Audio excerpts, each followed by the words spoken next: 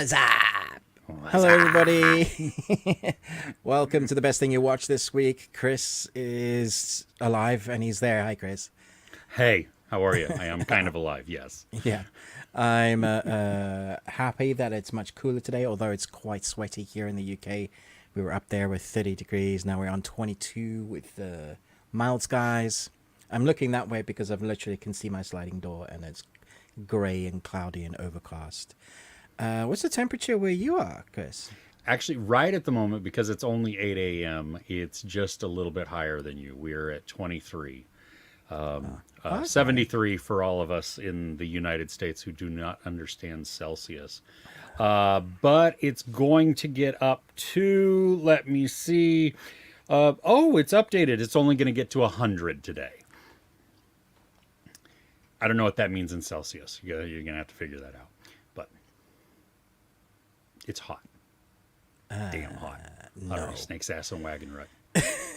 Exactly, it's that hard. Thank you for joining us. If you're just tuning in, our normal format is we talk about the best thing that we watched this week. Chris will let us know who won the movie quote quiz from last week, and then he'll give us 3 more. I'll ask a poignant question that is either very stupid or brain scratchy that nobody knows. So we'll see how that goes this week. We have a Patreon that starts at just £1.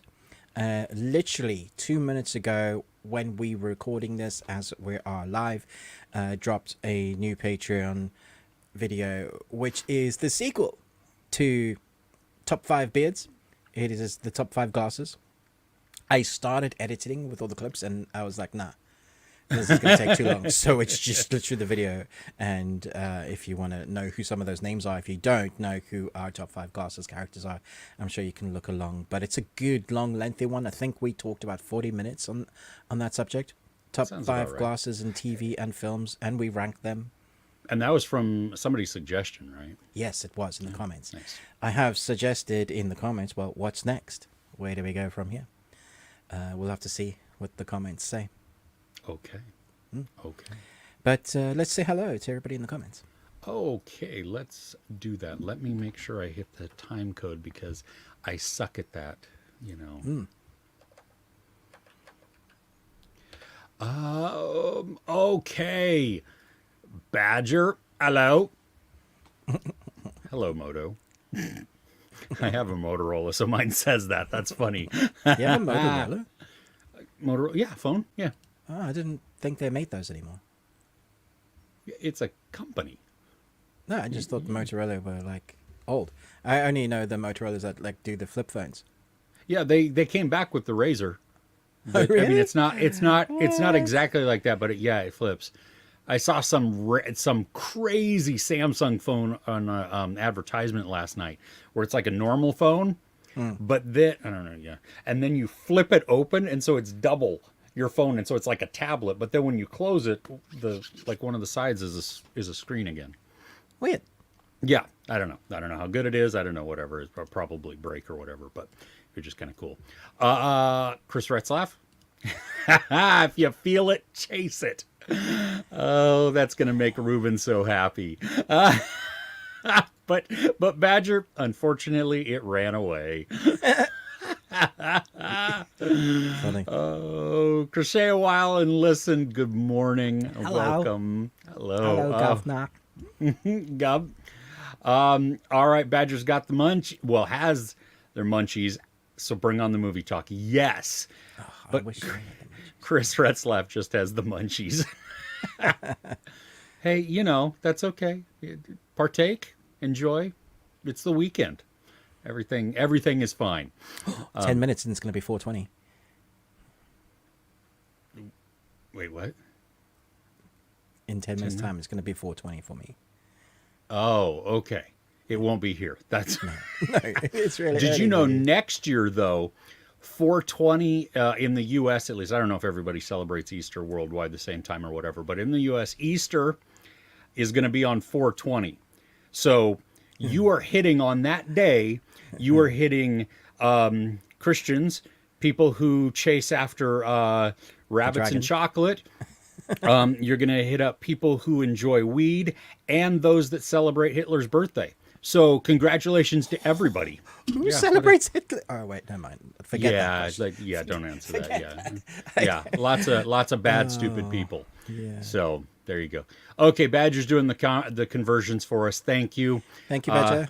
100 degrees Fahrenheit, 37 C, average temperature of your place during English summer. Ugh, and no aircon. Oh yeah, Ruben doesn't have aircon either. No. Right? Yeah. I don't. I just feel yuck all the time. Yuck. Yeah, Do you want to go for a walk? No. Oh, I don't know. Yeah. Have you no, seen that- outside? Yeah, that's. Ugh. And just so everybody knows, I think the conversion for Celsius to Fahrenheit is you take the Celsius number, you multiply it by 9/5, and then you add 32. Just to give you an idea how stupid Americans are and how complicated we make things. That's so stupid. The problem though is that I don't know what 30 means in Fahrenheit or in Celsius. So it's there, is that hot? I don't know. In the US that would be grab a jacket. It's cold. But anyway. Okay. Chris Retzlaff brought us an eyewear. Hollywood from Mannequin. Do you remember that? No. You don't remember Mannequin? No. It's Andrew McCarthy, right? If I'm not mistaken. Oh, are you speaking English? Okay. Kim I don't Cattrall. think we had What? that. It's a movie. You never saw Mannequin? Oh, I saw Mannequin. Yeah. Yeah. Yeah. Okay, so the character Hollywood. I think it's been so long. I don't remember that movie. Okay. I don't remember so much of the movie, but I do remember What was the epic eyewear? it just had some I think if I'm not mistaken, they were always changing. He was just vibrant, flashy, just Yeah. Okay. I need to refresh to understand that reference. I think. Yeah. okay. Sharam is updating us with the Euros. Spain won. Yeah, because we watched it. That's right. Ruben talked about I think, did we talk about that off air or on air? I don't remember. know. Yeah. The power of, what's it called? Superstition? Yeah, not superstition, magical thinking. Yeah.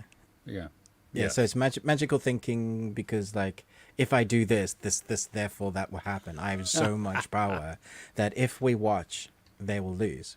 And England lost. It's all Ruben's fault. It was like we watched the finals of Wimbledon and Spain won as well. But it wasn't England in the finals. Yeah. Oh, Razor. It was rad back in the day. I had one. My wife had one. They were great. I liked Neo's Nokia thing. Oh, come on though. That was outstanding. And you couldn't get that exact one in the US. Oh, you couldn't? No. Or it would slide down it went down. Yeah, no, yeah. So, The best. everybody wish Sharam happy birthday. 25 today. Wow. Rock on. I'm not even going to talk about how old I am, though. I'm not Happy 50 birthday. yet. How That are you is- celebrating? By watching us? That is... Hey, Good. No, that's a good thing. That's amazing. I mean, that's amazing. Yeah, I should have studied. I should have started. Best thing you could do. Yes, happy birthday, Sharam. We will not sing to you because that we don't want to ruin your day. Happy birthday, Mr. Brett. No. Oh, jeez. Oh, you got a birdie now. You got a birdie mail. Oh, Naket, hello. Oh, my gosh. Oh, yeah, the Bearded One's brought to you by the all-new Razor, which is funny. That's a... I'd rather be sponsored by the Deadpool movie. Dude, yeah, right? Yes. It's so cool, the water bottles that have their characters on. That is, yeah. You didn't pay extra for that, though, right? No. It's just Okay. water. Yeah. Just water. Just water. Oh, which president and what country? I don't want to be president of the U.S. This place is just a crap show going Just to hell. have your own island and be president of that. Dude, there is a compound kind of thing. It's not really a compound. Don't think Sounds like a cult. militia type thing. Yeah, no, it's not like that. It's just like it's There's an uninhabited island on Scotland that has a lighthouse with it also, but you don't get to own the lighthouse, which sucks because the lighthouse is remotely controlled. Had it not been for like you having to take your own little boat to get to any type of civilization, yeah, it's beautiful. It's like flat and then just cliffs and oh my gosh. Sounds amazing. Oh, yes. Yeah. Away from people. Yeah. I'm all for the boat trip. Yeah, well, I'd throw up. It'd be worth it. Helicopter your first time in and then just never leave. That was the one thing also they said you can go by boat or helicopter. And I'm like, what? Who? What do you want to do? Abseiling? Well, what do you, how much money do you think I have? Right. Just bring your helicopter. We have a helicopter pad. That's for silly money when you've won the biggest lottery. Yeah. That is silly money. You're right. That's when it's, yeah, just crazy. Son of Soils, good evening. We're glad you're here. Yeah. Yale asking, yes, I did hear about Shannon Doherty. Yeah, that Very is sad because she was fighting and she had won for a time and then obviously it came back. So. Yeah, and then we could also get into the idiocy of American lack of universal health care. Yeah, that too. Which, yeah. Have you watched the movie Vivarium? I have not. I have. Yeah. Have you? That's It's that Weird House one. Jesse Eisenberg? Yes. Okay, I have not watched it. It's on I the really list. liked it. It's really good. Yeah. It's weird, Nice. but fun. Okay. Here's a good fact. Human heads weigh 8 pounds. Bears are the only things that feel fear. Human bodies are around 100 degrees, so only temperatures over that are you literally starting to cook. Yeah, I don't even want to. Yeah, so my temperature in hospital was 39. Yeah, see, that's not okay. That, yeah, and here, like 104 sustained, I think it starts to cook your brain. Something like that. Yeah, that's when you good. convulse and stuff. Yeah, that's not good. That's not good. Son of Soils would like to know your shirt, Ruben. Oh, my bad. Release the Kraken. So it's like a kitty cat, but the Kraken. Yeah. Imagine that for real. That would be terrifying. And also, if it was tiny, it would be an amazing creature. And the zoomies, when it gets the zoomies, oh my gosh, that would be horrifying. Yeah, you thought the face hugger in Feed me, and you're gonna have like a tentacle. Yeah, exactly. Exactly. Oh my gosh. Okay. Should we dive into the movie quote quiz? Let's do it. Oh, wow. Okay. That's Do it. And going back to the old green screen, what's his name? Do it. You can do it. Oh, Shia LaBeouf. Yeah. There you go. That was used so much all over the internet. It was brilliant. We showed my my youngest's girlfriend the Shia LaBeouf song this week. Oh my gosh, it got stuck in my head. It was outstanding. Okay, on to non-nonsense. Well, it's probably still nonsense, but Nostromo and Tara Briscoe got all the answers last week. So we had 7, 1 hour photo, and Gone Girl. Cool. And I got the first one. So sociopaths, Yes. something like People that. that hurt other people. Yes, Nastily. and don't feel the remorse. Yes. Yes, The type of people that say this is how much a human head weighs. yeah. That was a quote from Jerry, not Jerry Neutron, Jerry Maguire. Jerry Maguire. Okay, are we ready for this? Right? Yeah. Jonathan Lipnicki. Yeah. Yes. He's such a great actor. Okay, are we ready for this week's? Yes. Okay, I'm not going to do accents because that's just going to annoy everybody and offend the whole people. Are they group. coming up on the screen? They're going to. Yes. Sweet. Yes. Okay. Look at what this I found. A stick with a hook. What would you use it for, I wonder? To hook things that are the length of a stick away? So funny. I don't want to not make plans with you. I want to make plans with you. If we taint our blood with booze, we're poisonous to eat. I know this one. Then you know the rest of them. You can get the theme from just the last one. Okay.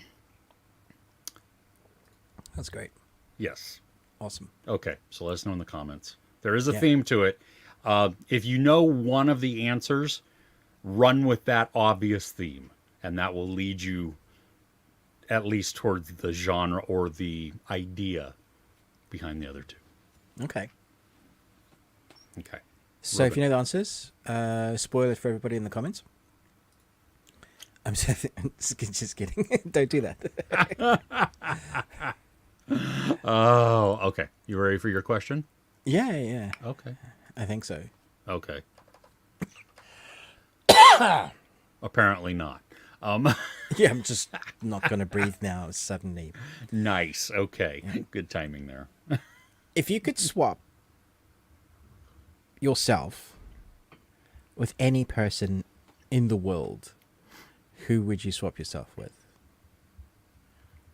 And why? Living, dead, doesn't matter. Let's say living. Okay. Makes it harder. So what happens is, it's like vice versa, or you literally swap minds. You become that person. Not minds. You swap souls. Oh. So you have your memories. You have your memories, but you essentially are swapping lives with that person. But not just bodies, like their whole behaviors and demeanors and everything? No, Or is this more like just Freaky bodies. Friday? Yeah, Okay, it's more so- like Freaky Friday. Yeah. Okay. But the caveat is that person will be in your body.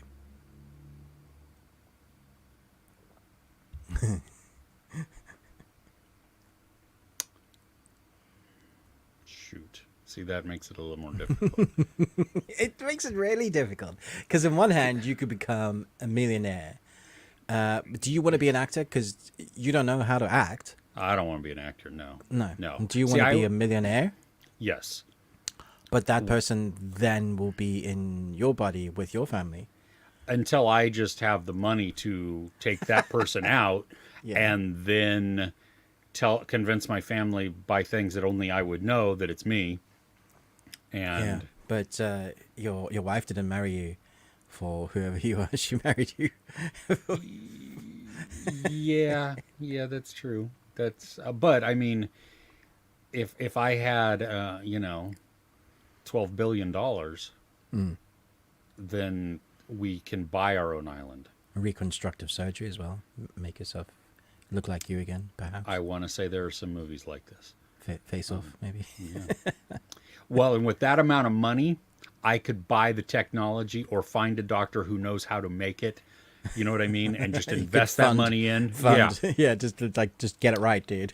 Yeah, exactly. Because I got videos of me, so they have facial structures, they have voice, they have the whole thing there. So Okay, but you've dodged the question. Who? I do believe this guy is Satan, but he also has a crap ton of money. Right. So Jeff Bezos. Oh wow. Yeah, I would See, know. because I don't even have to run the company anymore. He just makes money.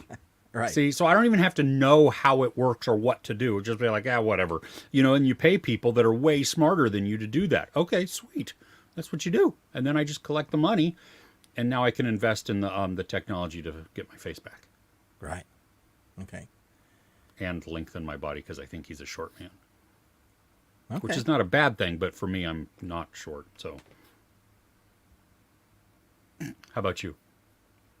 I'm going Keanu Reeves, and then I'll quit acting, have all the money that he has, and then I know my wife is safe with the person because he's just such a nice guy. And he's the type of guy Nice. who's so happy-go-lucky. We'll just kind of go, all right, this is my life now. Nice. Or Matthew McConaughey, maybe? I mean, I don't know. I think the ins he's and outs of weird that. now. Is he weird now? Oh, I okay. think so. Yeah, he used to be really cool. I don't know though. I mean, and depending on your concept of weird, I think also. But Yes. yeah. So Keanu Reeves. Yeah. Okay. Cool. All right. You want to go best thing we watched? Let's do it. Okay. What you got? I'll go first then. You don't have to. I can go first. I have two things. Oh, let me go first then. I don't. I have more. Okay, cool. Okay. So this week I watched a movie. It's an Irish kind of a horror, kind of a thriller called Oddity. Okay. And it's coming to Shudder in October, I think. Wow. It's in theaters in the US right now, probably limited. Yeah. And it is it's atmospheric. It takes place in kind of mostly just one location. This weird old house that's being renovated. And this woman dies, and then her twin sister a year later goes back to try and figure out what happened. But she has connection, like psychic ability sort of, to like twin objects. Connection? Oh, No, to objects. So when somebody, like she runs this antique type store, and so when people bring things in, she can hold it and know its history, know who had it, know what they did, all of these things, which could be good or bad, freaky and nasty. She can appraise it quite quickly. Yeah, yes, she can, because she knows the provenance all the way through there. But she goes and she brings with her an object, which is a wooden figure. And she goes to her former sister, her sister's home and her former brother-in-law's home. And she brings this there, and she, just to try and help figure out what's going on and stuff like that. This is one of those quiet, slow type of just creepy type of things, that it's unsettling the entire way through. The imagery that we get sometimes is sparse or brief, and so we don't have a full context necessarily of what we see. Okay. I think with some of the mystery, you're going to figure it out, because I think some of it it's so characterized in such a way that it's very just, it's there, it's obvious. That does not take away from some of the creepiness. So I enjoyed that movie. It's good. It has some of those nope moments to it, and the way that they do the horror portion of this is it. I don't even know what's the best way. It's ominous. When in some of those horrors where you have, like Michael Myers doesn't run after anybody, right? He just comes slowly. Yeah, it's determined. Somehow he's always really close to you. Yeah, this has a determination type of feel in it, where, because you're also in a location, there's not really an escape necessarily, because it's not out. There's no cell service. It's not out, or it's not in like a well-inhabited area. It's out in the boonies someplace. So right.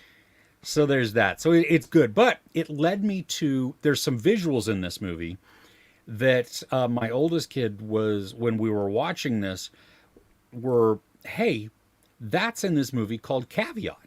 And I'm like, oh, I have that on my list. I haven't seen that. What?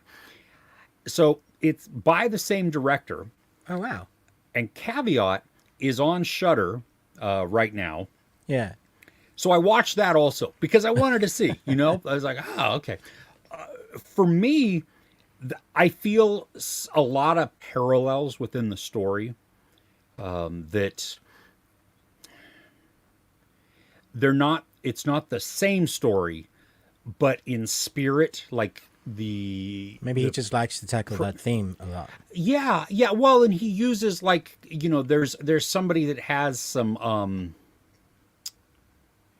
mental instabilities, or questionable type of things. You have isolated, you have mystery of what happened to somebody.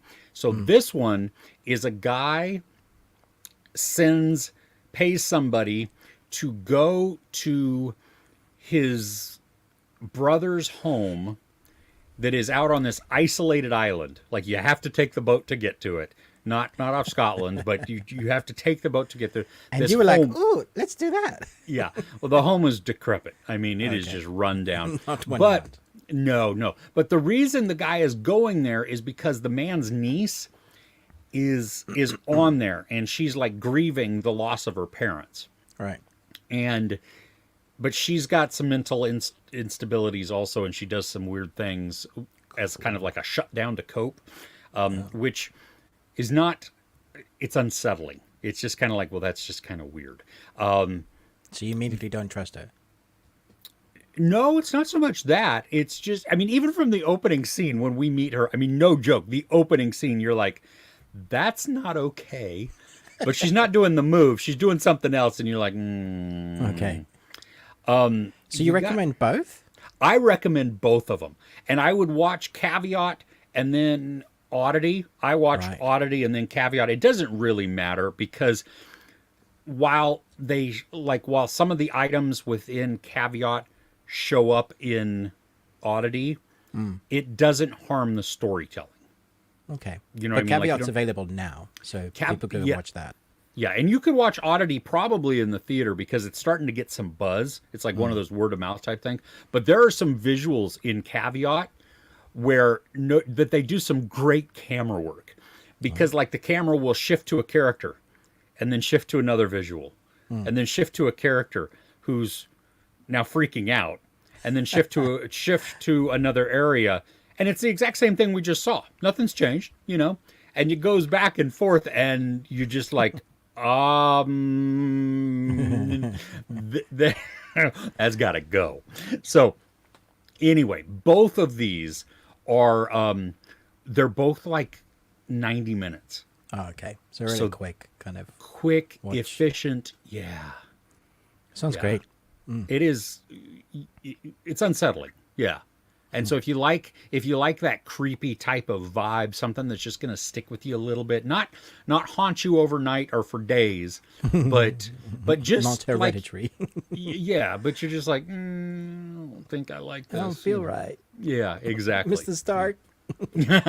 Yes, exactly. That's exactly what it is. So there you go. I would watch both of those whenever you Nice. have the opportunity. Double reviews there from Chris. Yes. That's All great. right. How about you? Yeah, this is going to be a surprise for you. The best thing I watched is a documentary. Yeah, and you're like, what? Ruben doesn't watch What? documentaries? This Well, one had yeah, you me do. really intrigued, and I was immediately just upset, even by the Oh. title, because Okay. I was like, why do the people do this? They're just putting other people in danger. But once I watched the movie, I was like, wow, this was good. This is a very good story. Really interesting background. So it's called Skywalkers, a love story. It's on Netflix now. And it's about these young people who have taken up the new sport, basically, of breaking into tall buildings and climbing up to the rooftops, sneaking around security, and then like hanging off cranes or doing jumps between buildings. And you know how dangerous it is. They don't do any harnesses. They don't do like anything really to protect themselves.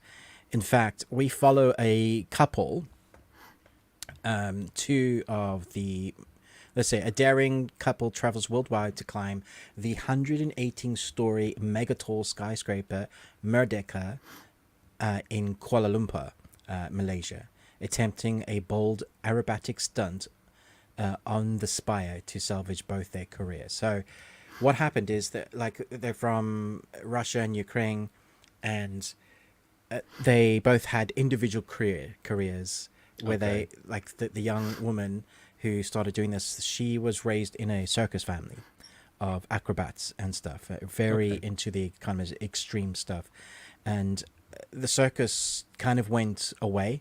So because she has all of that kind of acrobatics and gymnastics and ballet in her blood, she didn't know what to do, and she felt like she needed to escape. And one day she did climb something high, and she felt the higher she got, the freer she was. And for the guy, that was the same thing. Not for you. Yeah, heights don't do it for you. Yeah. And so these two, we get their stories, and then they meet together, and it's a love story basically of how they fall in love doing these crazy things. And then there's a time constraint because they want to climb the last skyscraper, because apparently they're not going to be building them around the world anymore. These tall mega structures. That's just, I don't know if there's a law that came in or something, but that's just not a thing that they're doing anymore to that degree. So this is the second largest, tallest building in the world, and they have a time constraint because I think it's the 2022 Euros that all the security guards for this particular building, everybody's going to be watching the match. So they're planning to go and climb it when they're distracted to get through. And the route they have to take just to get to the site is like via buildings, via pipes, underground, all through things. And so they have 10 weeks to train. And I really like that, because I often thought that these kids would just run in and climb. But the preparation that goes into, camera work, stealth work, fitness, endurance, what they have to do, this is it became a real sport. Along the way, our two groups meet other people who are of the same craziness, and she checks in with them from time to time as the story develops, and you hear how many of them have died from the sport because they fall and die. So on the one hand, I thought this was a really empowering tale of conquering your fears and then changing it and making something more daring, making you feel alive. I get all of that, but I can't tell you how many times in this movie with the documentary I felt the willies. Like, they're standing on the edge, they're doing something that the one little movement, and that's it. Now, if all of these buildings were away from people, I would say go for it. If it's only going to hurt you, you're in charge. But how many, if that body falls on someone else, or imagine your family members have to hear that that's what happened to you. It's quite selfish in a way. So the whole time I'm watching this, I thought this was edited brilliantly. A beautiful love story. People doing something really extreme and weird. People do extreme sports all over the world, and they're taking their life. But this does actively put other people in danger. So the way they spun it is that this is modern art, because she was doing all these kind of ballet poses at the most extreme position. I won't spoil the main one that they prep for, which is when they were doing it, I was literally going, because when you see it, you're going to be like, no, the whole way through. And I literally felt the willies so many times as I was just like, oh, I don't feel good. And for a documentary to be able to do that, they've edited it well. They've created a lot of it's really real footage, because they've obviously been asked to do this documentary about them, and sometimes there'll be a filmmaker, but a lot of the time it's drone or their own camera, especially when they're breaking into things. They got really famous around the world. It's a really gray area, because in the place that you actually broke into, if you don't vandalize it, then it's just breaking and entering. It's not vandalism, which is apparently a much bigger thing. And then in Asia, if you get caught vandalizing, you go to jail for quite a few years. But in Europe and the US, it's not nearly a big thing. In fact, I think in the US, these two people got put on a massive Times Square thing because they bought their image that they did. So you're like, well, what are you promoting here? Do you want them to come to your skyscrapers in the US to be climbing that? You're actively promoting that as art. And it is art, but it's extremely dangerous. And I was riveted the whole way through it. I mean, it was brilliant. I saw this as I was scrolling through things, and I was like, nope. No. It reminds me what you're talking about, but more horrifying because it's real life. But did you ever see that movie with Joseph Gordon-Levitt where he was he was portraying the real life high wire walker? Oh yeah, the dude that walked across the not on the edge, on the wire, the walk. The walk, yeah. Yeah, but There's a documentary on it as well, I think. Oh yes, I did see that as well, and that's See, I've had enough. That's good. I'm good. I don't I don't need to see any more. Yeah. no, because I watch these things. I mean, come on, blue, think blue, glue. What's red? Dead. Red's dead. Yeah, so I don't want any of that. You know what I mean? But it's awesome to hear that it's like riveting and it is great, but I'm not sure I could deal with that amount of like vertigo via them seeing that. And It's so good, honestly. okay, It's terrifying. I will probably hop in at some point and check it out just because. Oh, good stuff. But All right. it's a one and done. No long episodes. One episode, like One an movie. hour and a half. Okay. And well edited and put together, so the pacing is excellent. Yeah. That's outstanding. Okay, well that's good to know then, because that makes it better. Yeah. Cool. Comments? Yeah. Sure. All right. Going back to all the way back to your shirt, Badger would love to have a kill cracketed. A little crackety. Nice. Yes. Is the Bear series worth watching? Niket wants to know. Is it really that good? Heard only good things about it. I've seen one episode in the middle of season 2, so I can't speak. I've seen the first season and the beginning of season 2, and the first season was incredible. It is dark, though. Like, put that in perspective. Which makes no sense on the comedy thing where it was nominated. It's in the not Emmys this comedy week. at all, I ever. don't- Yeah, I don't. It's not even dark comedy. It's just dark. It's just a family cooking business, and I mean, it's a drama. It's riveting. Yeah, it's Right. absolutely a drama. Yeah. Yeah, so I don't know. Yutaka, hey there, welcome. 1 hour photo. Never get that out of your mind. Yeah, Robin Williams did a phenomenal job in that. Missed Just- that dude. Yeah, I put on my list as I was going through these, like, so I'm gonna rewatch 1 hour photo, but then it also led me to Insomnia, which I want to watch that again too. That Christopher Nolan one that is just, and I believe it's based on a different, like a Icelandic maybe, Don't know. something like that. Yeah, I don't know. Yeah. Yeah. Let's see. Okay, Badger, going to your question. For talking anyone real, I would choose to swap with Superman. I think if you're not talking about anybody real, but yeah, Maybe he's talking about Henry Cavill. I don't know. it's true.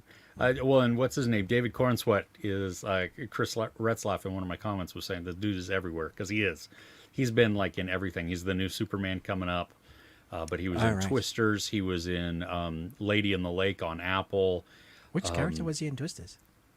He was the Anthony Ramos's partner, the guy with who was always ticked at Daisy Edgar Jones, like he didn't believe her. Yeah, Okay. Yeah. yeah. So That's Superman. All right. yeah, I know, right? All right, so Yell, the concept Ruben talked about. Seven Lives of Leah. That is a good show. Did you ever watch that? Ruben? No. So is that like what I spoke about then? Yes, but this is different because it is, I mean, it's like literally the 7 lives of Leah. And so we watch her wake up in seven, can't speak, seven different lives. Isn't that basically just Bewitched? No, not Bewitched. Bedazzled. With Brendan Fraser. I've never seen that. Oh, it's funny. No, this is not a comedy. This is a drama and a mystery. So yeah, and a dark premise, but it's really good. So, and it's limited. So it's a limited series. So there you go. Nice. That is a plus. Yeah. Would swap with this young millionaire you follow, just to see what I could do with all his money, dude. Right? I love how creepy that can be. I would swap with this young millionaire I follow. Well, and Yale, are we talking about like you follow them physically, like you walk like around behind them, or Park outside their rich gate and you're just watching. Oh, what are they eating tonight? that takes a whole new twist to that, doesn't it? Yes, it does. Oh my gosh. Okay. Have we heard of the series The Undoing? Hugh Grant, Nicole Kidman. Yeah, on Apple. Yeah, on Sky in the UK. Yeah. Okay. I watched it. I watched it. I can't remember it. I only remember bits of it. It had what's his name, Donald Sutherland in it also. If you say so. Yeah, it did, but I don't Wow, it remember. obviously Yeah, had some longevity. I don't remember it. Jeez, I just know that they were in it. yeah. I mean, I watched it. I think it was fine. I don't. Yeah. Yeah. Mode wants to know our top 5 web series and top 5 movies. Web series, maybe streaming. Is that what you're? Yeah, I think referring to there? streaming. Yeah. Okay. We actually did that a couple weeks ago. Yeah, on our Patreon, you can have a look. Was that Patreon? No. It No, was we a did regular that. thing. Yeah, That's a regular thing, yeah. Just on our Yeah, videos. so just have a look back at our previous, on this, the best thing we watched. Mm-hmm. We did our top 5 of TV series and movies so far, yeah. Yeah, with honorable mentions also. Yeah. Okay, you can answer this question about my battery while I swap my battery. Yes. Okay. So with Ruben has an actual battery. I have a continuous power source type thing in mind. So that's why mine never dies, because it's literally it replaces the battery in the battery compartment of my DSLR, or actually it's a mirrorless, but that doesn't matter. And then it just goes to like a plug-in power source. Ruben's though is like if I didn't have that continuous power source, and it just has the batteries that go in the slot there. And so my DSLR is an EOS Kiss times 3, and it's like 15, 16 years old. And yeah, so they still run on these. I need new kits. I've even bought a cable. You gave me one, and they both don't seem to want to work. So it's just, that's where I'm at. If it irritates you, feel free to, pay for a new one. not the power supply, the camera. No, the camera. Yeah. Yeah. Ruben uses a Canon. So just send him a new Canon, because at least he can use the lenses then that he still has. So then I can blow up the pirates and be done with them. What? Oh yes. Sorry, took me a second. Slow on the. I'm gonna take some more coffee. Thank you. It's okay. That was a terrible, terrible dad joke. No, it was not. It was spectacular, and I'm so ashamed that I didn't get it right off the bat, because that is like, it just rolled right off your tongue too. That's because I've had my coffee. Well, there you go. Yes, you've moved on to bourbon. Crochet a while and listen. Wants to. Okay, best thing watch this week was American Gothic. Oh, I remember that. That was so good. Should we redo this show? I need to watch that again. That was so good. Haunted me a while.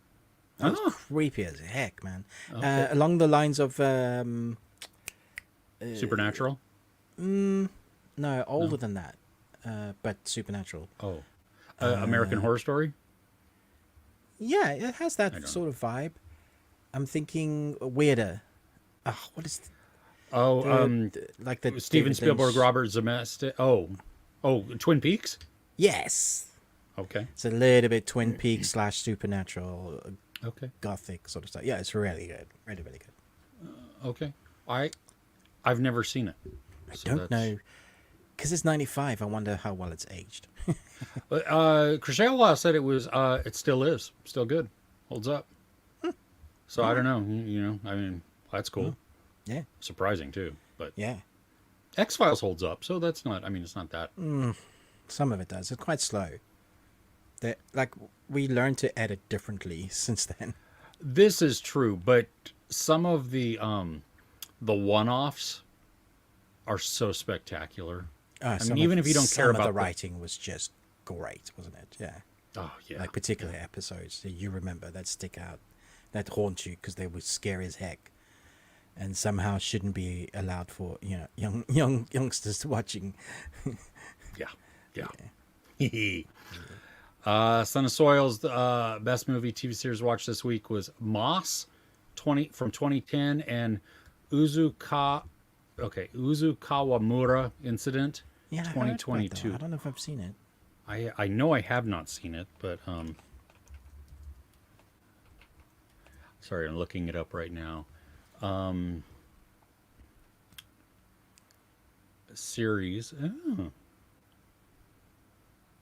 it's not playing, I don't think, anywhere in the U.S. I've not seen Moss either. That looks really interesting. Original title is Iggy. Iggy. Iggy. I-G-G-Y?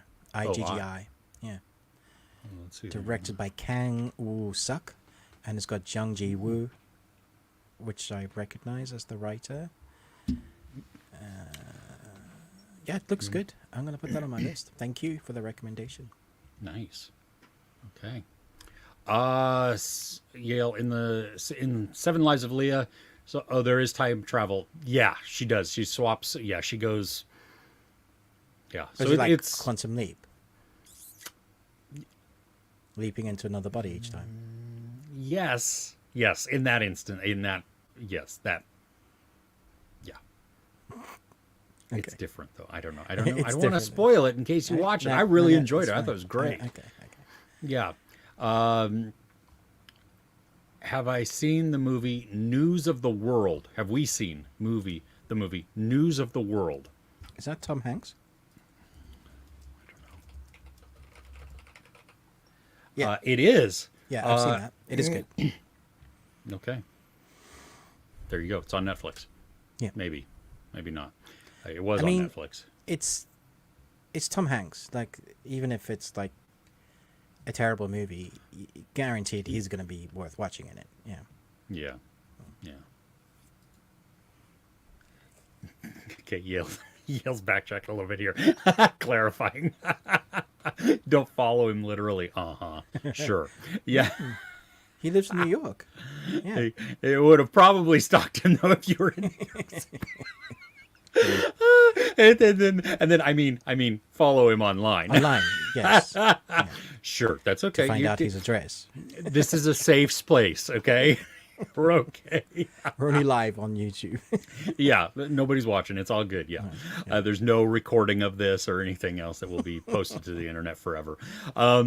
American Gothic, very good. Heavy Southern accent on the main kid was, new to your ear at the time. Yeah. Okay. Did they have a purty mouth? Sheriff Buck. Stop. The way he said Sheriff Buck stuck in my mind. And then, okay. Someone's at the door. There's apparently another quote. Yeah. Okay. I don't know. Okay. All right. Should we go back to the best thing we watched? Yes. Let's do that. Let me figure out what time it is. Okay. So, I was in a I've been in this mood for like a few weeks, and I don't know what it says about me, but I have, every time my wife was like, "What are you in the mood for?" I'm like, dark and murderous. And your wife just keeps shifting. Yeah, she's scooting a little more forward. Yeah. Yeah. It's just the mood that I've been in. I don't know what it is. I mean, I've watched a bunch of like horrors or thrillers, and like I'll sit down to watch like a comedy or something else, and it's been tough. Like it's just not in that mindset. And so even your rom-coms, you've not been. No, I haven't watched. Did we watch any rom-coms? Because there was a new rom-com this week on Netflix. I thought for sure you were going to review. It was Italian or something, right? No, it's English. It was? Yeah, he just happens to be in Italy or somewhere. Oh, yeah. No, I didn't watch it. It's just, yeah. Like I went and saw Longlegs again this week. Really? Wow. And Did you enjoy it the second time? Absolutely. I think I might have enjoyed it more. Wow. Okay. Because I was picking up on new things and seeing things Did you that go I was by able. yourself? No. My wife and oldest kid went with. And that's their second time. Yeah. All three of us went last week. What? All three of us went this week. Again. That's crazy. Yeah, Okay. so that was great. That's not the one I'm going to talk about though. But No. so that's been my mindset. And Okay. so yesterday, looking for something to just that fit that vibe. And I had heard about this. Oldest kid had told me about it. So I checked it out. It's called the Poughkeepsie Tapes. Have you seen this? No, I've definitely heard of it. It is found footage. It is documentary style type thing where a serial killer and kidnapper, his his victims have been discovered. And so, but with that, there is a cache of hundreds and hundreds of VHS videos. The guy meticulously records everything. Him going and capturing and kidnapping people, torturing them, murdering them, all of these things. It's Poughki. Yeah, I got it now. Thanks. But that was my brain was like, it's spelled how? Yeah, Poughkeepsie. Yeah. Poughkeepsie. So, yeah. So, okay. We don't see all of the murders in this. Okay, Right. There's actually, it's more descriptive than it is violent. Now, don't get me wrong, there are violent moments within this, and Right. when it happens, you're like, wow, that's impressive how they're doing that, and it's gross and it's unsettling. It's 81 minutes long. Okay, it is short. It is disturbing.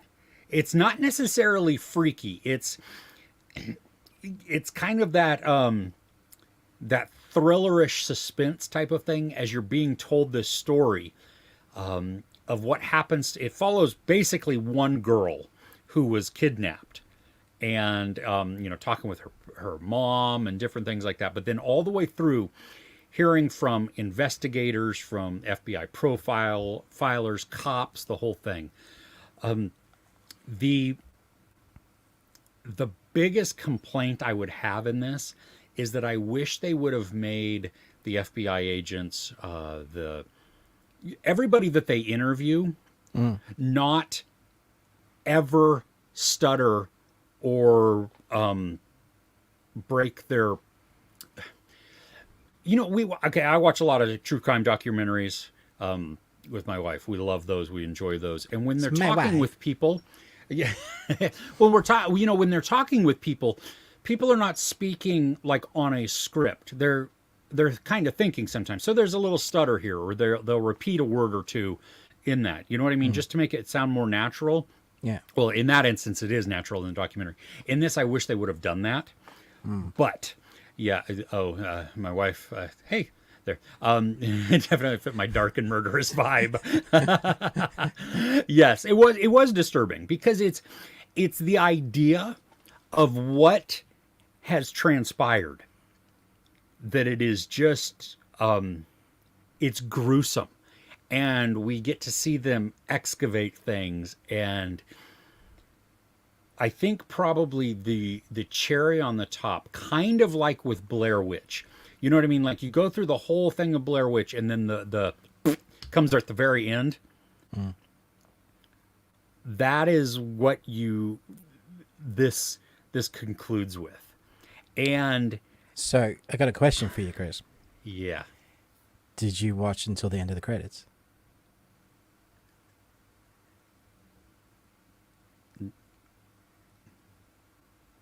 No. What is there something? There's a clip at the end of the At the very end? Yeah. Oh, son of a biscuit. I'm going to have to go back and watch that now. What? It was fun, and it was messed up, and it's really, I mean, for me, it was the idea of what this is, and what the killer does, how brazen they are, and could also be used as a cautionary tale in certain instances. Okay. Don't go outside. Yeah. Don't go outside ever. Don't talk to people. See, the island on Scotland is making more and more sense every time. Hey, yeah. But also, if a serial killer goes there, no one's going to help you. You know what, though? That's fine. But then you're allowed to have your own stockpile of interesting weapons. And big holes with sticks at the bottom of them. Exactly, yeah. Yes. And your pet lion. Ding, ding. Yeah. Dinner. You know. Yes. Okay, my friend. What's on yours? Okay, so this is the last thing I have for the best thing I watched this week, and Okay. it's Hitmonkey, Marvel's Hitmonkey season 2, the animated series. I thought the first season was incredible. Somehow they made the second season better, and still somehow very little people are talking about this. There's no advertising or marketing around this. There's a bit of a vice versa swap in the story, but it definitely seems like they're coming back for another season as well. At least that's where the story is going.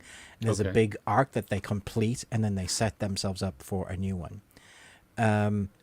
It's world ending, big apocalyptic, like what they're fighting against this time, which I thought was really nice.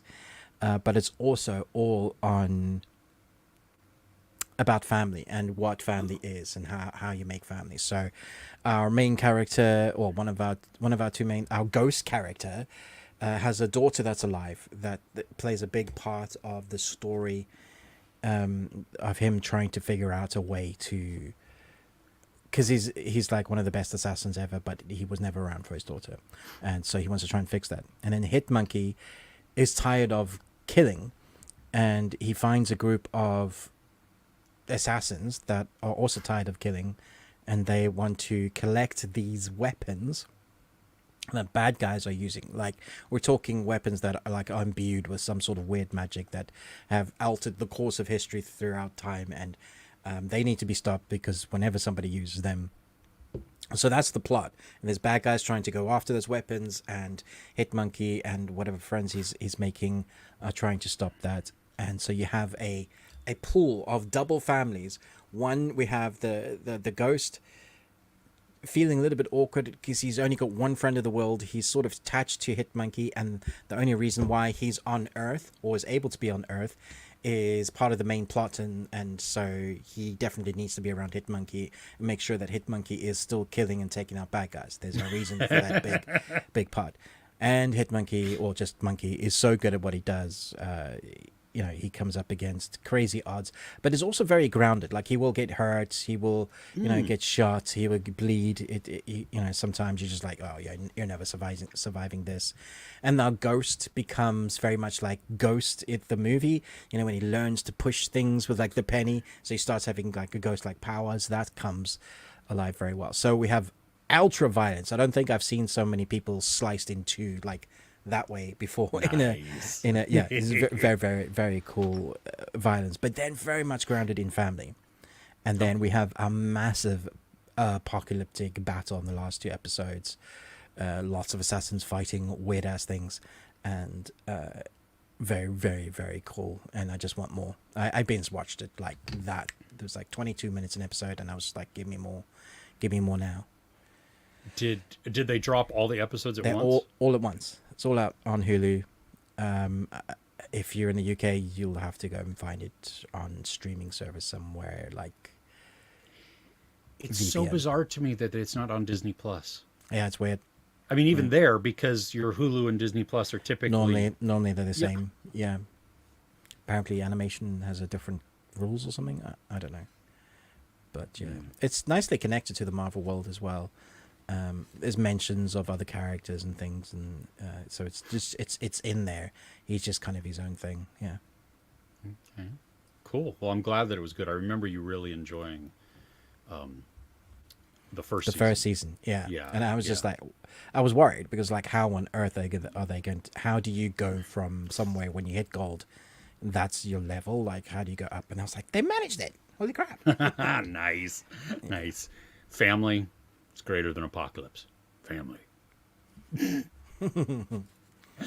Oh, all right. Well, we've caught up in the comments, so I'm just going to keep going with my last one, if that's okay. Sure. You okay with that? Okay. Yeah. So this is a movie that you did not enjoy, that you thought was just meh. For me, Twisters was a lot of fun. Yes, it's basically a reboot of the Helen Hunt and Bill Paxton. I mean, it is a reboot. There's no basically. Sure. Yes. Yeah. They used Dorothy, the whole thing. Yes. Yeah. It was still just as fun. I mean, I was just on the edge of my seat the whole time. Well, at least when there's action going on. I mean, I do admit that there are the dips when it goes into the more drama, more of the character building type of thing. I still enjoyed the interactions and what those meant for character moments. Yeah. Because we got, just the insights into them as they spoke, and it becomes a relationship that you want to happen. I mean, come on, just like in Twister, you want Bill Paxton and Helen Hunt to get back together. Yeah. Right. So there's, I don't fault that. I think that's sweet. But you do feel the pacing change in these moments. So it's not an even thing. But the last, as far-fetched as you want to make it or whatever, the last portion of that, I was like feet, like moving my feet and everything because I couldn't sit still because I was like, ooh, excited for it and everything. Khrushchev, the soundtrack isn't bad either.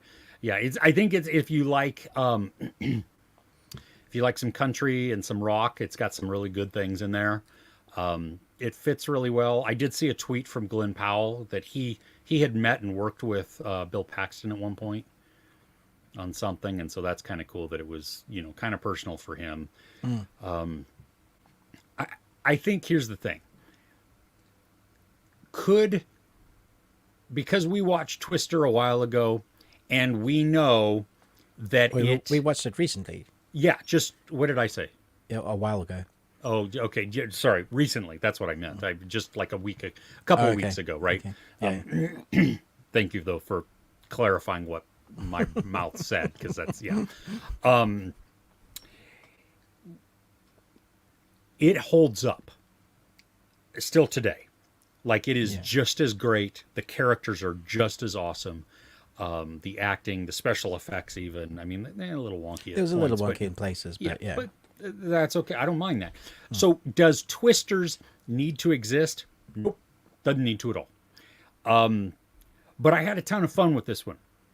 As a summer popcorn action movie, this was it. I just sat there and had a blast with it on the edge of my seat. Really, really great from there.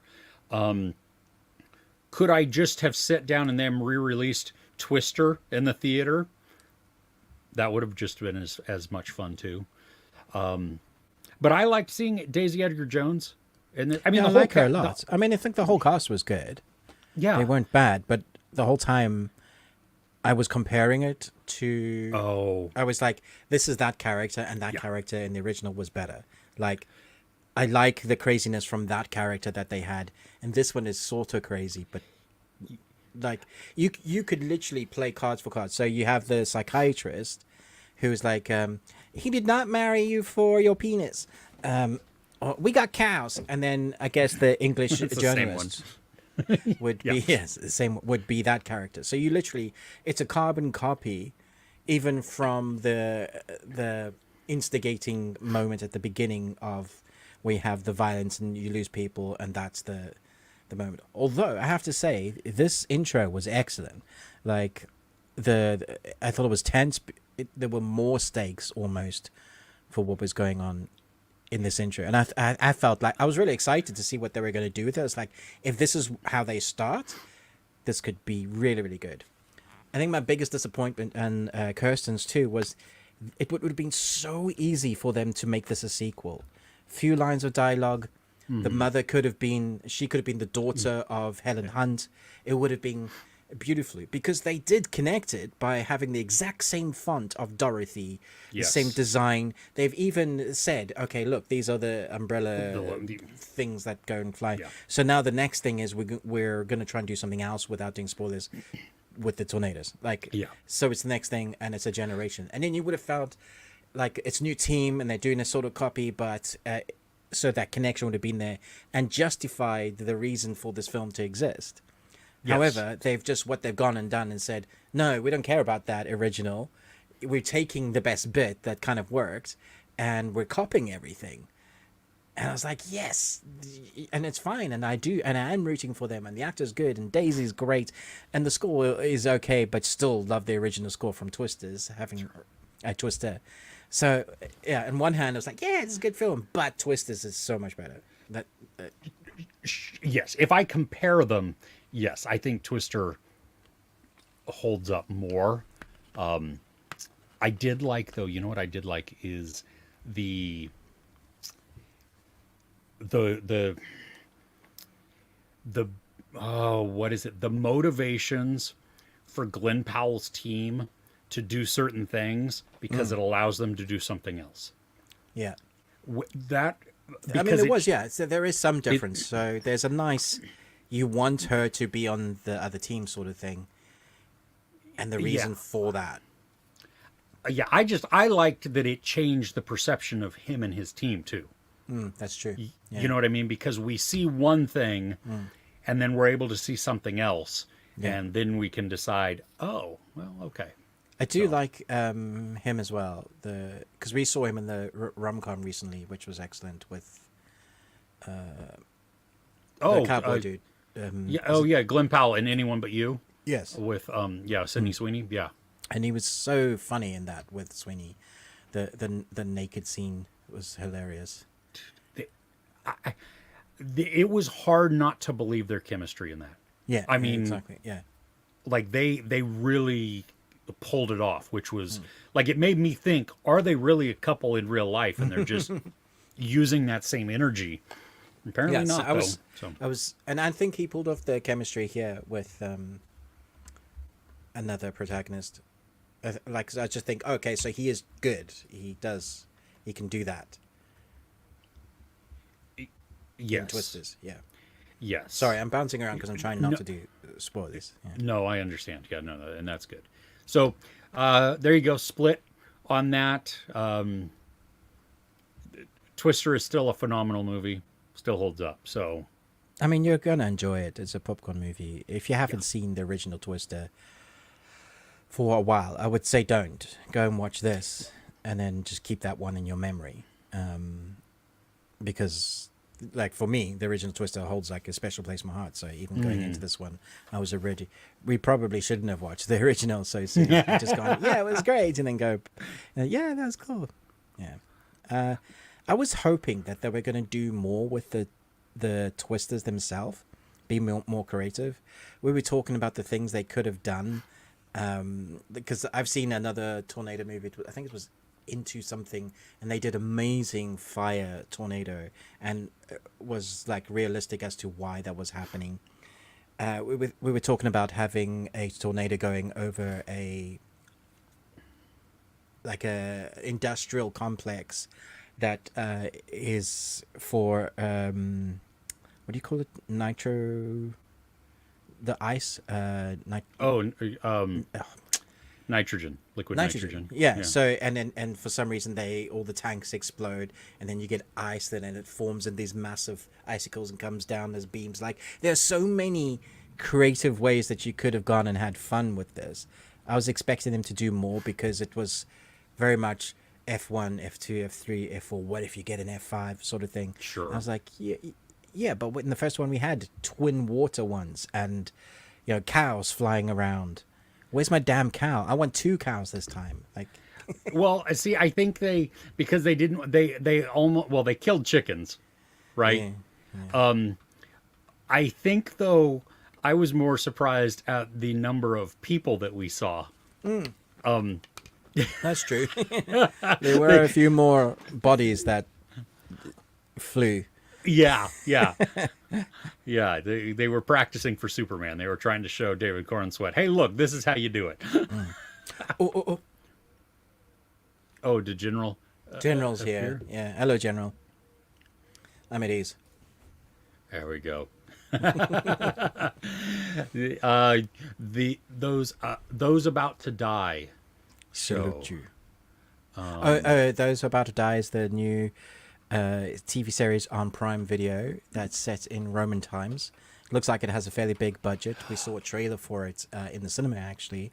It's got Anthony Hopkins? yes, it's some Father Beans actor in it. There is a massive resurgence of Roman storytelling at the moment. You know, from Gladiator 2 to this, but I've seen like it's been a while. We go in loops, like we did Vikings to death. Yeah. We've done a bunch of them. Now we're going into the Roman things again, and I guarantee you we're going to have a bunch of others, movies and TV series coming. It's weird how Hollywood does this. It is. Yeah. Since we're already in the comments. Yeah, let's Yale's in the mood for foreign series. Non-American stuff has a more authentic vibe. Dude, I'm there. You're speaking my language. Yep. Yeah, I Always. think you're probably right. But sometimes I get tired of reading, so...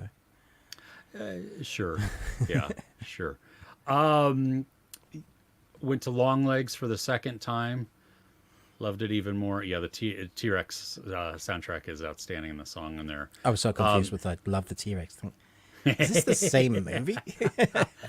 Yeah, you know, I loved so many of the nods in there. You're absolutely right. I mean, I really want to watch this movie, man. there is something because and here's the thing too that I think works. First off, it's getting a ton of hate because the movie posters, the marketing for it is like, you know, the scariest movie since Silence of the Lambs or something like that. Stop with that. Stop with the hyperbole and, you know, hyping this up into something that it's not. It's an unsettling movie. It's a disturbing movie, but it's quiet and it's slow and it's building. But Oz Perkins wanted, he liked movies like Seven, Zodiac, Silence of the Lambs. And so this is like an homage to them. So there are bits and pieces here and there of things that you will see. And it's great. And they're just there. It's not even like, you know, there's nothing calling them out or anything else. And so if you get them, you get them. And if you don't, you don't. And it's so nice. Oh, yeah. Yasi was saying, yeah, not just fan service. Yeah. I mean, there's a whole thing in this that the movie it is, and you're right, the symmetry in it is wonderful. It reminds me in pieces of a Wes Anderson film without the quirkiness of a Wes Anderson film. Okay, yeah. Like in don't this... Don't put me off the movie, dude. No. In this, the symmetry is only for, like... it just is visually just stunning. You know, and it helps in certain aspects, too. It's like it puts you even closer into it or puts you into the character's eyes. Just because you're horror doesn't mean you have to phone it in. You can make your film stunning. Oh, yeah, absolutely. Yeah, no, and so this is, I mean... No joke, I really did. I enjoyed it probably more than I did the first time. Hey, to find that in this day and age is, I say in day and age for us, particularly because we watch so many movies. So if you find one that really does that for you, you know, for us, we found something magical. Yeah. And horror, and even horror adjacent, has been excellent this year. We have been feasting well. We have on that genre. Yeah. It's been great. Cownado is a movie you would happily watch right now. We got cows. Oh, let's see here. To me, Longlegs is on The Wicker Man from 93 or 73 and Don't Look Now from The Cure 97. I have The Cure on my list to watch. The hypnosis, the personification, express traumas. Dude, yeah, I'm serious. When you watch it, we sat outside the theater this time and talked for an hour about the movie. So cool. Oh my gosh. And we could have gone longer. It was just hot and we were hungry and wanted to go home. So okay. Yeah. Oh. That's great. Irish. Hey, welcome. There's a new 4th season of Snowpiercer out. Ruben, did you ever watch that series? Yeah, I did. I watched the first 2, and I started watching the 3rd, but Jennifer Connelly is no longer in it, and I've just lost interest because I thought she was a big draw, for me at least. I thought she's a big part of the why I watched it and her character, and just not to have her in it anymore, just like, Gotcha. Oh. I still only watched the movie. The movie's incredible, yeah. This definitely expands the world, though, which is great. I think that's cool that that's what they're doing and not just rebooting the Yeah, movie. no. That's cool. Ruben, Shiny has a message for you. Oh, what's up? Sorry. What's up? Thank you. A bit more energy. It was a little loud, though, but that's okay. Spartacus 2. No, you are not Spartacus. Sit down. How's Spartacus? Oh. Are we going to review the show talking about those who are about to die? Yeah. Maybe it's coming. Isn't it coming to Peacock? Is that where it's coming? It's all on Prime now. Oh, wait, what? Yeah. It's an Amazon Prime Video series. And it's all out.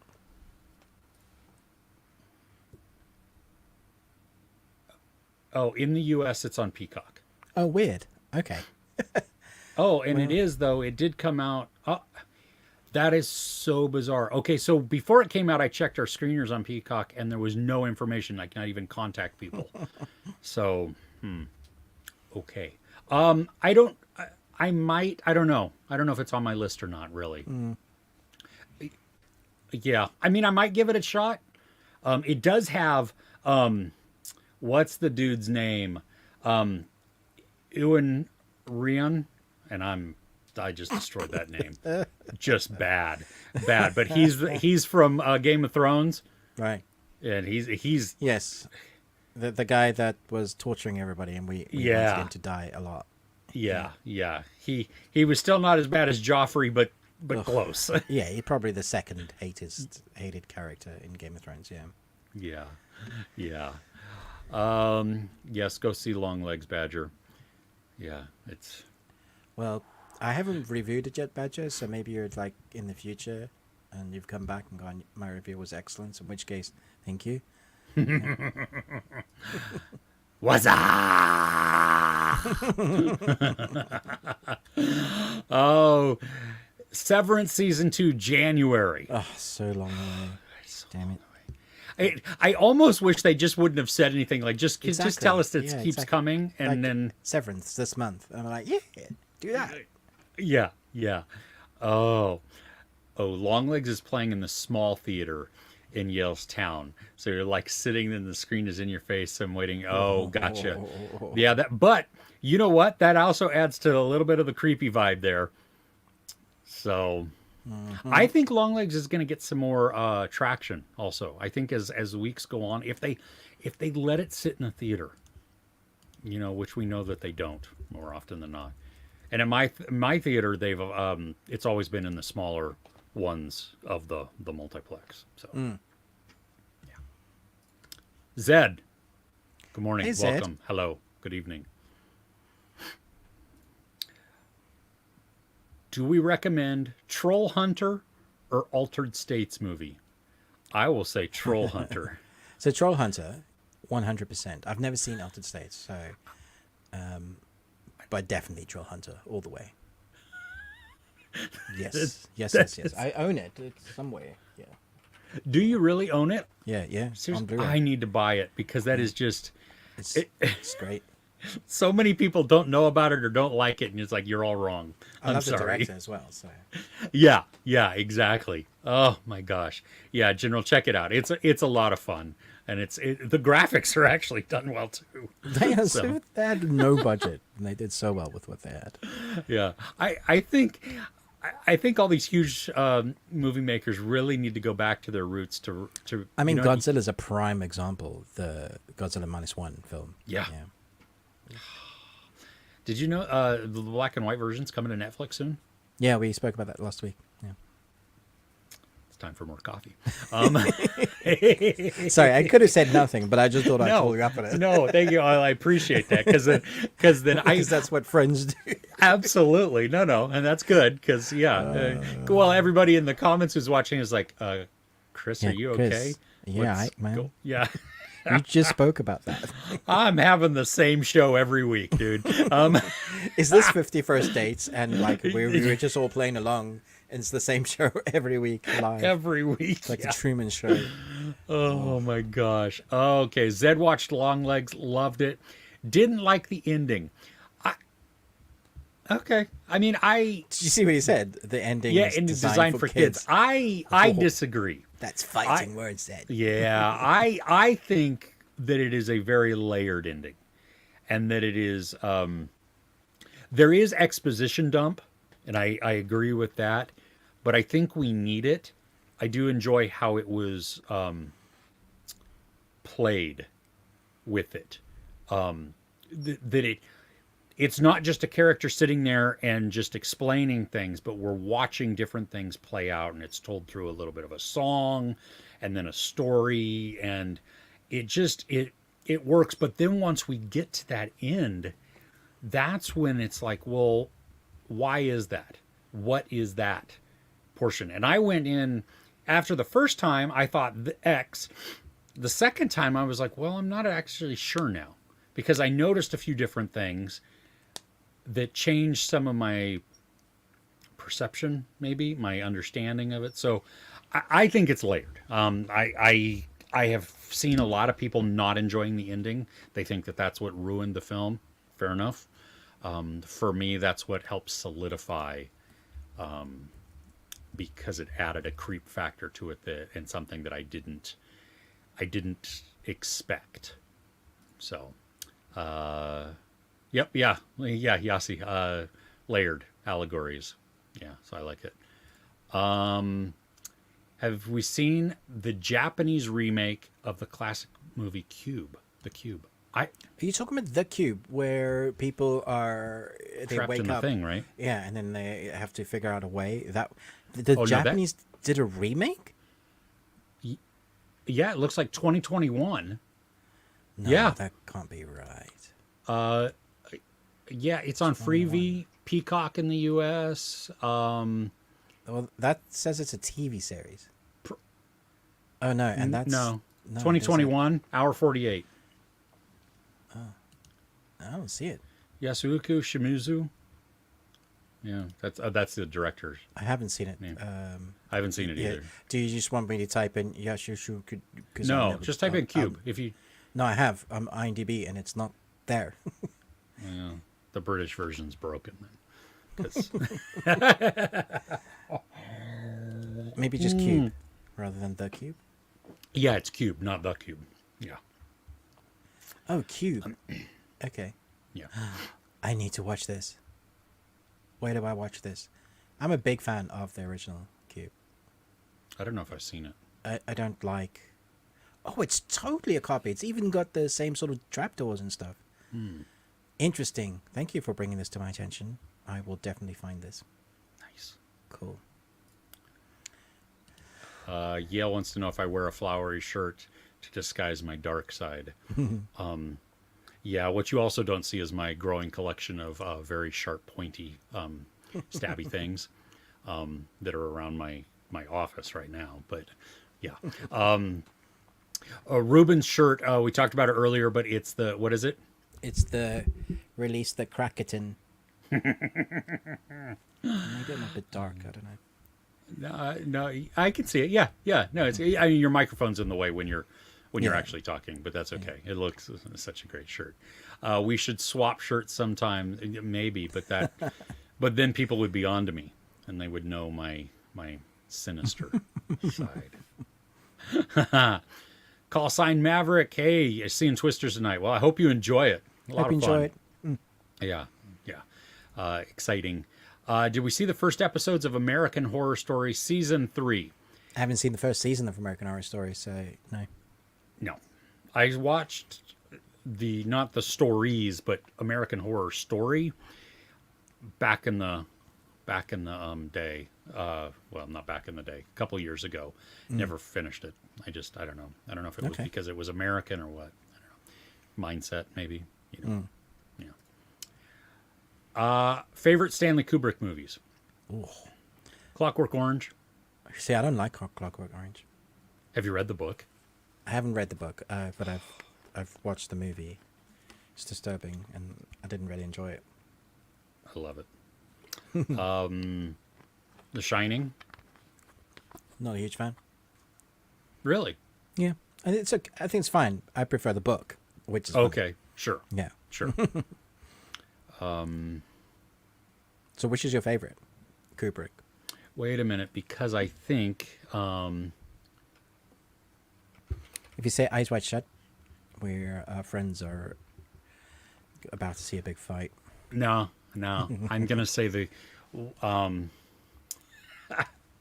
I'm gonna say a line, and we'll see how many people know it. I'm not gonna do the action because it's offensive, because the movie's from the mid '60s. But Mein Führer, I can walk. No, don't know that.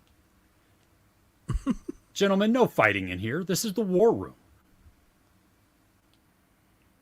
No. No one. No, nobody. Oh my gosh.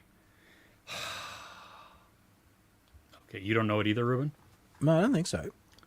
Oh, Is it Doctor Strangelove? yes. Ah, yeah. Okay, no, yeah. Yeah. Is that your favorite Kubrick? It's really up there because it's just. Because I don't think you like Space Odyssey too much, do you? I need to watch it again, but I felt stupid when watching it. Oh, okay. Yeah. Like I didn't liked- understand what was going on. I like that film a lot. Yeah. A weird opening, but it's still like, What are you doing, Dave? yeah. Dave. Dave. Lolita. It's a bit icky. That's Jeremy Spider- Irons, right? Yeah. Yeah. Full Metal Jacket. I mean, geez. So dark. Depressing. The first half of that is with Vincent D'Onofrio and Arlie Ermy. Yeah. I mean, Apocalypse Now. No, that's Coppola. Yeah, that's not good. Yeah, I was thinking Full Metal Jacket. Yeah, Yeah, no. There you go. Well, there's a few. Yeah. I've only seen Eyes Wide Shut once, and I didn't remember enjoying it at the Yeah, time. I won't ever watch that again. Okay. I barely That was like the remember it. unraveling of Nicole Kidman and Tom Cruise's marriage on screen. Yeah. Yeah, well, okay. Fun. Yeah. Okay, so those about to die, you can watch select episodes. Really? Every episode is different? Oh, no. Nope. American Horror Stories. Yes, I'm saying that can't be accurate. Too many conversations in my own head there. Yeah. Don't always listen to the voices, Chris. Sometimes they steer you wrong. Never. Long legs. Okay, yeah. Yossi is loving it. I promise to stop talking about it. No, it's great when you enjoy a movie like that and it haunts you and it sticks with you. That's so good. Please stop, Dave. Dave. Oh, yep. See, General agreeing with me. Yeah, I know. Clockwork Orange is much loved. Most people consider that to be his best movie. Yeah. It is. The novel's messed up too, though. So Yeah. there you go. Okay. You want to talk about the movie that we watched this week? Sure. Are we going to talk about the things we didn't enjoy? Or was that? does Oh, that yeah, come we can do that. later? You want to talk about that instead? Yeah. Okay.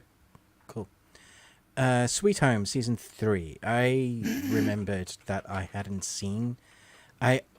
finished season 2 because we had this conversation last week. And excuse me. I went back to catch up, trying to remind myself. Remembered why I stopped watching season 2 because the episodes were really long. They went all over with the story. So we had many locations. People got captured, the guys that we were rooting for in season 1. And now we have mutants kind of trying to protect themselves as well as humans trying to protect themselves from humans. And then the military humans trying to kill all of the mutants. And some mutants are bad and some mutants are good. I say mutants as in like the creature creations that we got. The thing is, the CG went rapidly downhill. Like, I remember the first season, the monsters looked great. And I think I remember saying that in my review. In the second season, I was like, they look good. And then I'm like, oh, in the harsh light of day, some of those just didn't look great, and I think they really stretched out the episode. So there's a big cliffhanger on end of season 2. I've only seen the first couple of episodes of season 3, and it feels exactly the same thing. Like, I know this is the last season, and there's interesting development, I guess, with our main protagonist. That's like there's an alter ego brewing. He's becoming something else, more powerful. Is he good? Is he not? But like I'm finding it very hard to keep up with the amount of protagonists that we have now, all the players, and I'm finding it very difficult to know who I should be rooting for. Maybe because it's been so long, and so I was catching up with like the rest, and I could barely remember the first season, even though I remember fun things about it and the horror of it. But because it's so many locations of season 2 and season 3 seems to be going the same way, I'm like, ugh, is this really worth it? So no, apparently not. No. I can't see myself finishing it. So, yeah. Okay. Well, mine is going to be very quick because I didn't finish it. There's a documentary series on Max called The Black Widower. And the subtitle of it, Max is taking forever. Doesn't really matter. It's about this guy who has had 6 wives, and 4 out of the 6 have died. And I think the worst part about this, or the best part about this, I'm not sure which, is watching the tragic mullet that this guy has throughout his life. Like, not just in one part, but the entire life. He's had this mullet. He owns it, so whatever. What? We turn. Has nothing to do with anything. Okay. My brain is like. I know. I'm all over the place. The dude. So this dude is just. He is full of himself. He comes across very narcissistic, very just self-absorbed, skeezy, creepy, but not like suspicious, creepy. Just like slimy, just like dirtbag. Okay. He's had 6 wives. So he's like Henry VIII. Or 5th, whatever it is. Doesn't really matter. One of the Henrys.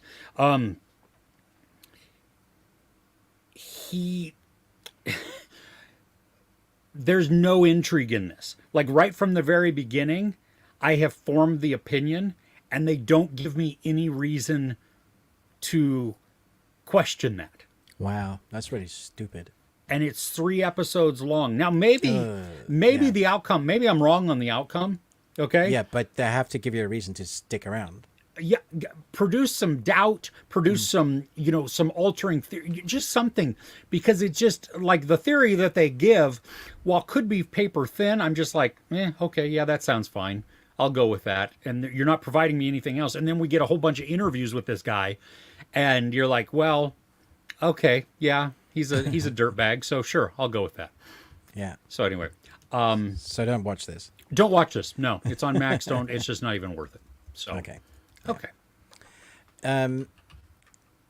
This is gonna shock some people, but I didn't love this, which is I'm very sad to report. Cobra Kai season 6 part 1. I honestly don't know what has happened to the cast and the crew. I know we had a short conversation about this offline, but I thought some of the fighting was atrocious in these first parts. Even the youngsters, I was just like, it just seems like they have no energy left. Like they're not putting anything into that. The choreograph used to be amazing with the youngsters. The oldies kind of got away with their stuff because they're old. But I mean, if you look at some of their roundhouses, they literally are like half round and barely kicking back. And I'm like, am I meant to believe that was powerful? Like, okay, so the beginning, we loved it because it was cheesy nostalgia. And it was on YouTube. Of the series, right? Of the series. Like okay. season 1 and 2. And Netflix bought it, and we got bigger and bigger arcs and interesting drama, which is, by then we were connected to the characters, so we wanted to see it and play it out. Some of the characters broke their back. It was really big drama. Yeah. And who's going to be with who, and is Johnny actually going to be able to mature somewhat to be able to have a decent relationship? And this time round, we get the I guess everybody's fighting under one banner. trying to. That first episode is ridiculous. Just poster shots of reminding us, do you remember this character? Do you remember this character? Let's pause and remind us of that forlorn shots of that character. Them all standing stiffly, looking off in one direction, almost emotionless. So much throughout the episode. I was like, "What in the crap?" And it felt so clean and shiny. It felt so forced as well. The writing Yeah. was just like some characters had been through so much, and then over a course of like 5 to 10 minutes, they're like, "Okay, we're friends now," and I'm like, "That's bullcrap." Yeah, No, that's not how life works. Anyway. I'm still into it because it's nostalgia and I love the characters so far. and I want to see the tournament. It leaves it on a cliffhanger, Yes. of course, because it's the 5th episode. But I was just very unimpressed compared to the other seasons. I'm just like, what happened? I will say there is a massive, gigantic, could drive the earth through plot convenience for one character to be able to get to places. Oh, right, that- yeah. No, I'm sorry. You shouldn't be. How does that What? even work? Yeah. No, you No. couldn't. Okay. No. But anyway. Yeah, whatever. Whatever. Yeah. It's fiction. It is. Yeah. I had fun with it still, but I do see a lot of your points there. And I may be giving it, I might have been just too gentle on it just because I'm. You love the characters, yeah. Yeah. I did like Johnny's growth still. Yeah. Like Probably, I actually liked the enemy storyline better than the main.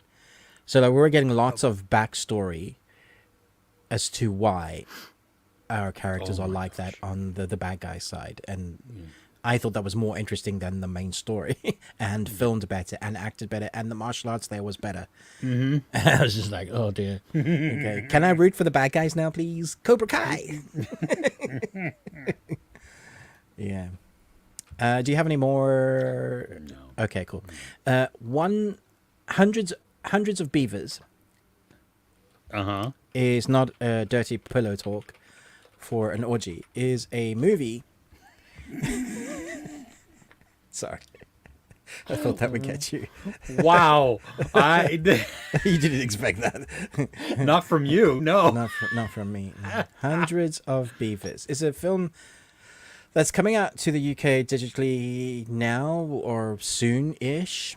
It's an hour and 48 minutes long. It's a 12A. Supposedly it came out in 2022, but it had very, very limited release. I think it came out in the States in 23 some point. Again, very limited release. But you can probably find it digitally in the US and here digitally very soon. This certainly will be one of the most unique films you've ever watched. Creatively wise, I doubt you've seen many films that are as creative as this. If you think about those old slapstick black and white films that they used just sound and no dialogue. So you have that, yeah, except there is some singing, but no one speaks anything. They just kind of make noise and sounds. It's filmed in black and white. Okay. The biggest issue I have with this film is it's entirely too long. The concept feels like it should be a short. It takes itself... It doesn't take itself too seriously. It's slapstick and it's funny and it's brilliantly executed. Like, it's actually a very good film, but it outstays its welcome by an hour. Like, it's going over the story. You get where it's going. You see the creativity and what they were doing with the idea of bringing it back to that and having a sort of love story and a revenge story with these beavers. It's hilarious that they take themselves seriously in some of the story when you have people dressed in costumes as beavers. And creatively wise, like how they do that. Like, you just watch the trailer, you'll understand how bonkers and bizarre and creative it is. It's brilliant, and yet I was like, this should be 20 minutes, not an hour and 40 minutes. Okay. Okay, and my last... oh my gosh, there's more. There's more. Wow, you watched a lot of poo this week. Yes, I did. It's Okay. one of the reasons why I had, like, not a great week. Okay, I was really looking forward to this series. But I've learned my lesson now. Thai TV series are generally filmed like they're soap dramas with cameras that are so crisp and clean that they feel like you're watching a TV episode of a soap. You know, that sort of, Chris, they I do. haven't quite learned to do the cinema, even like a wash of cinema grading. The color palette is all wrong. The acting feels like they're delivering dialogue that is scripted, but is edited in a way that one person says the line and another person says their line. And it might not just be the actors, it might be the way it's edited. Like there should be less of a delay or something like that. Like the pacing. So anyway, Master of the House is a new Thai TV Netflix series that came out this week that I was excited about because I love the look of it. I thought it could be excellent. Watched one episode and I can't get my time back fast enough from that. The best thing about that episode, and I'm sorry to come down so harsh on it, is the actual title sequence. Beautifully, wonderfully done, so creative. When I was watching the title sequence, like, oh, this could be good. 6 minutes in, I'm like, what the hell is this nonsense? So I would avoid this. I've seen quite a few Thai stuff now on Netflix, and none of them, unfortunately, have been great. I think one was okay. Okay. Yeah. Let's talk about what we watched this week that we chose to watch together. Okay. Yeah. Cool. I'll let you talk a bit now. I'd never seen this movie. I'm not sure if you had or not. I'd never seen it. Because Alien Romulus is coming out and Fede Alvarez is directing that, we decided to check out just, something else that he's done. And Don't Breathe from 2016 is on there. And it's got Stephen Lang, Jane Levy, Dylan Minnette, which I was surprised about. It's basically, you've got this Gulf War veteran who is blind, who has had a tragedy happen in his life, and as a result, he has a giant settlement of money. You have 3 then thieves who break into his home to steal the money. Yeah. And at that point, things go terribly, terribly Horribly wrong. Yeah. Yeah. So parts of this, like I expected, and then there's a shift in the movie when I was like, "What?" That's exactly. I was like, "Wait, what?" It got so much darker in a split second. I was actually surprised at how tense this was. I loved. There's a moment, a scene, where everything goes black, and then the camera uses like I don't even know what type of filter it is. It's almost like a night vision, except Almost it's not night vision. green. No. I mean, it's barely gray, so you can begin to see them, and you get to see their eyes. It's unsettling. But I think they filmed that in the dark. I think they did too. That's how they were acting. Yeah. Yeah. Well, and for their eyes, their pupils to be so dilated, like that, it had to have been, and that is. It is wildly tense. I mean, at one point, I thought some of it went on a little bit ridiculously long, like some of the, especially as we get towards the end. But that did not take away from the intensity and the suspense of the thrills that I was feeling. I was amazed at how tense this was. It reminded me of Panic Room, if you remember that. Stephen Lang was so good in this. His presence is brilliant. Yeah, I wasn't sure that he was going to be like the right one for this. Yeah. And there are some creative shots in this too. It's brilliantly filmed. It was, I don't know if you noticed, there was like a one-shot take that just followed the characters right at the beginning and went up and down. And I was like, oh, they haven't cut. And they kept going and up. And I was like, wow. Yeah, as the characters are moving, it just switches focus and go. Yeah. And it wasn't just for creative sake. It really heightened that moment, the tenseness. Yeah. Yeah. Well, and I was amazed. There's this point when they're in Stephen Lang's home where the camera goes into his room and we're seeing around it, but then the camera goes under his bed Yes. and then Brilliant. back out. And I'm like, How'd you do that? that is exactly what I was like. How did you Yeah. do that? Because I didn't feel a cut No. anywhere. And it didn't look CGI. Didn't look like that. Yeah. Whatever they did was brilliant. Yeah. Whether they had no floorboards or, like they moved things around as they. Sometimes you see the art directors and the set directors going mental behind the camera as they shifting things around. I don't know if that's what they did because I know they didn't have a huge budget, so a lot of the stuff you see is practical. Yeah. It is like I'm super excited now to see what he's For going to do. Alien Romulus. Yes, absolutely. So, Kurs and I hadn't seen this either, and we watched this. We immediately went and watched number 2 as well. I loved the first film because it makes you go, these are the good guys and this is the bad guy. Yes. And then it shifts perspective and you're like, okay. Number 2 does the same thing, but starts in the opposite way. Yeah. And you're trying to shift your mind, like, but I know what those characters did before. Yeah. How are you expecting me to root for them now, right? Yeah. And then you see the story unfold and you're like, okay, what's the lesser of two evils? It's just like, as a complete story, it's very well done. Yeah. Okay. Nice. Was it also directed by Alvarez? I think so. Yeah. Okay. I hope so. It felt very much the same. Yeah. He wrote it. Did he direct it? He did not direct the second one. Okay. But he did write it. He wrote it. So maybe that's why it feels similar. I do want to see Evil Dead from 2013, what he directed. So that was his, right? Yeah, I haven't seen that.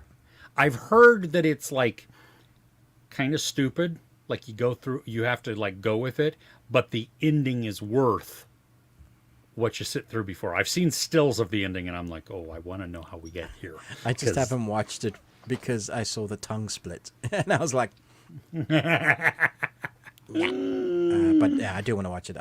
He's fast becoming a director I'm going to be watching now. Like, oh, okay, let's see what you got. Yeah. So, all so right. you enjoyed this. This is a good watch. I did. I had a blast with it. I do want to watch the second one now, just because I'm curious at where it goes. Yeah, especially with the writing. Yeah. Because that was part of it. You know what I mean? You take a basic story. Yeah. I mean, it's a very simple premise. Very. And then you shock the crap out of us. Yeah. I mean, I honestly didn't expect the shift. Like, I was already on board with the main story of what was going on. Like, that was fine for me. It was like, how are they going to survive? This is weird. I don't know who I'm rooting for because you really just break into somebody's house and you're stealing their money. So what you get is fair, you know? Yeah. F around, find out. Yeah, exactly. So. But then. Yeah, it was. I definitely recommend this if you've never seen it. It's good fun. Yeah, absolutely. All right. Go back to the comments. Sure. Okay. Let's see here. Catching way back up. Zed, Nicolas Cage is a treasure. Yes, and then Badger, a national treasure. Nice. But also, yes, he is a national treasure. Yes. We should protect him at all costs. Absolutely. Chris, I have not watched the last Deadpool trailer, and actually I'm almost like staying as far away from a lot of social media as I can because I'm so upset with the amount of crap that's shown. Yeah. It's too much. Yeah. I saw somebody tweet out that there was a spoiler in the new trailer. The new trailer, Like and a I'm like, spoiler. I'm like, well, I don't Even know. the marketing, they spoiled something. I saw someone say, who do you think is going to play this character? And it was like, I didn't even know that character was in the movie. Yeah. Agreed. All we needed was that teaser because everybody's going to go see this. That's what I was saying to you. You don't need to promote this movie. You could have saved 100 million. People will watch the Deadpool movie. They want to see Ryan Reynolds and Jackman on screen together. Like, come on. I don't know if they're playing it in the US or in the UK or not, but here, as the cell phone reminder, they have Wolverine and Deadpool, and Hugh Jackman just, I mean, it's all bleeped out because it's. He tell you to switch your phone off and. Oh yeah, but it's so just, and then at the very end, you can guess what he says because Ryan Reynolds goes, "Oh no, they don't like that word in America or Canada."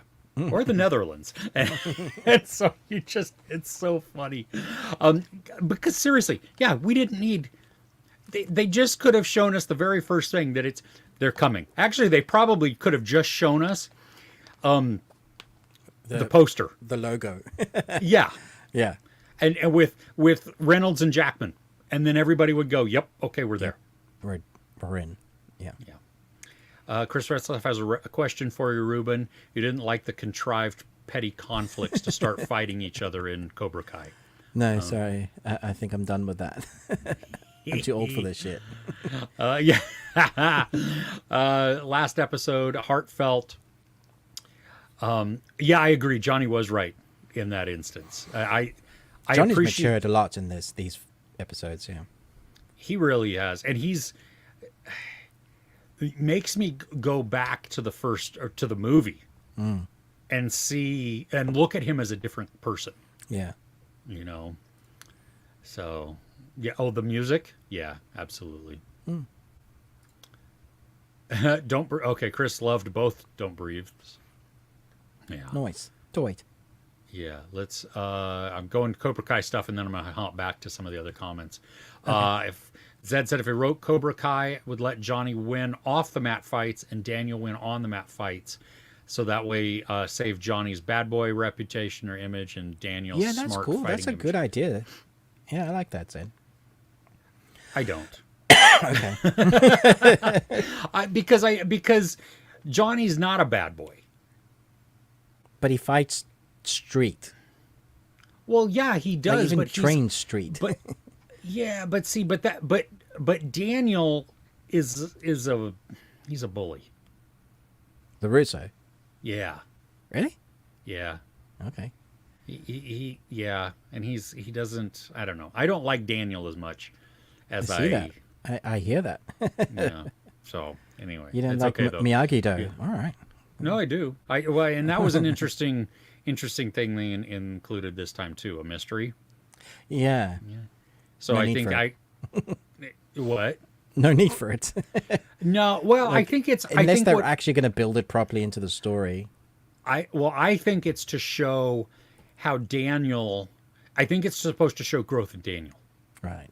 Because then he can see how people can change, and that will hopefully will also alter his perspective of Johnny and give Johnny the respect that he really deserves. Yeah. Yeah. Okay. Wish they taught loyalty to their students in Cobra Kai. They jump ship like changing outfits. You're not right. Everybody. Yeah. Right.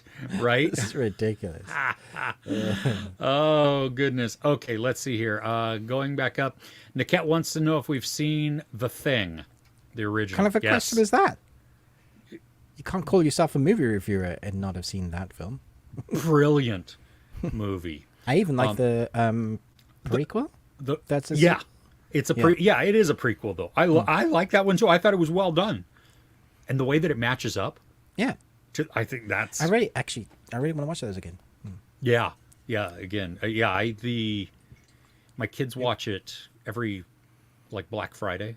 Nice. So the day That's after a great- Thanksgiving. Yeah, it's a great time to watch it. Yeah, they set up some kind of weird what's the tradition? That's the word I was looking for. Oh yeah, a new tradition. Thing Day. Yeah, and we're Thing so one looking and- for thing one and thing two. I cracked myself up. No, that's good. But you have to watch thing 2 first and then thing 1. Yeah, Thing 2 and Thing 1 doesn't Yeah. have quite the same. Not at all. No. Yale had a what moment in the new Garfield movie when it turned into a different movie all of a sudden. Well, first off, I would have the what moment that you were at the Garfield movie. But Why? but okay, that I mean, I like Garfield cartoons when I grew up, but I could just tell that horrible CG. And enough with the Chris Pratt. Come on, give someone else a chance. I don't know. I have It no didn't even desire to grab see me. that. Yeah. Yeah. No. Have we heard that the OA has a good chance to be saved? What? Britt and Zal are collaborating with a new production company, and that guy's prophecy is coming true. You best not be lying about this, because if That you're is- lying, Yale, we will ban you forever. You have no idea how much we want that to be true. Oh my gosh. I mean, I the will scripts, knock the over stories are grandchildren. written, so They can are. just hit the ground running. Yeah. Oh my gosh. That is amazing. Okay, everybody. I need this to happen. do positive thoughts towards that. Oh my gosh. Everybody right now. Yeah. Do the moves. I need more intelligent octopuses in my life. Yeah, exactly. Going back to showing too much or not enough or just perfect trailers. Yeah, the first Ghostbusters trailer where they just, yeah. Love it.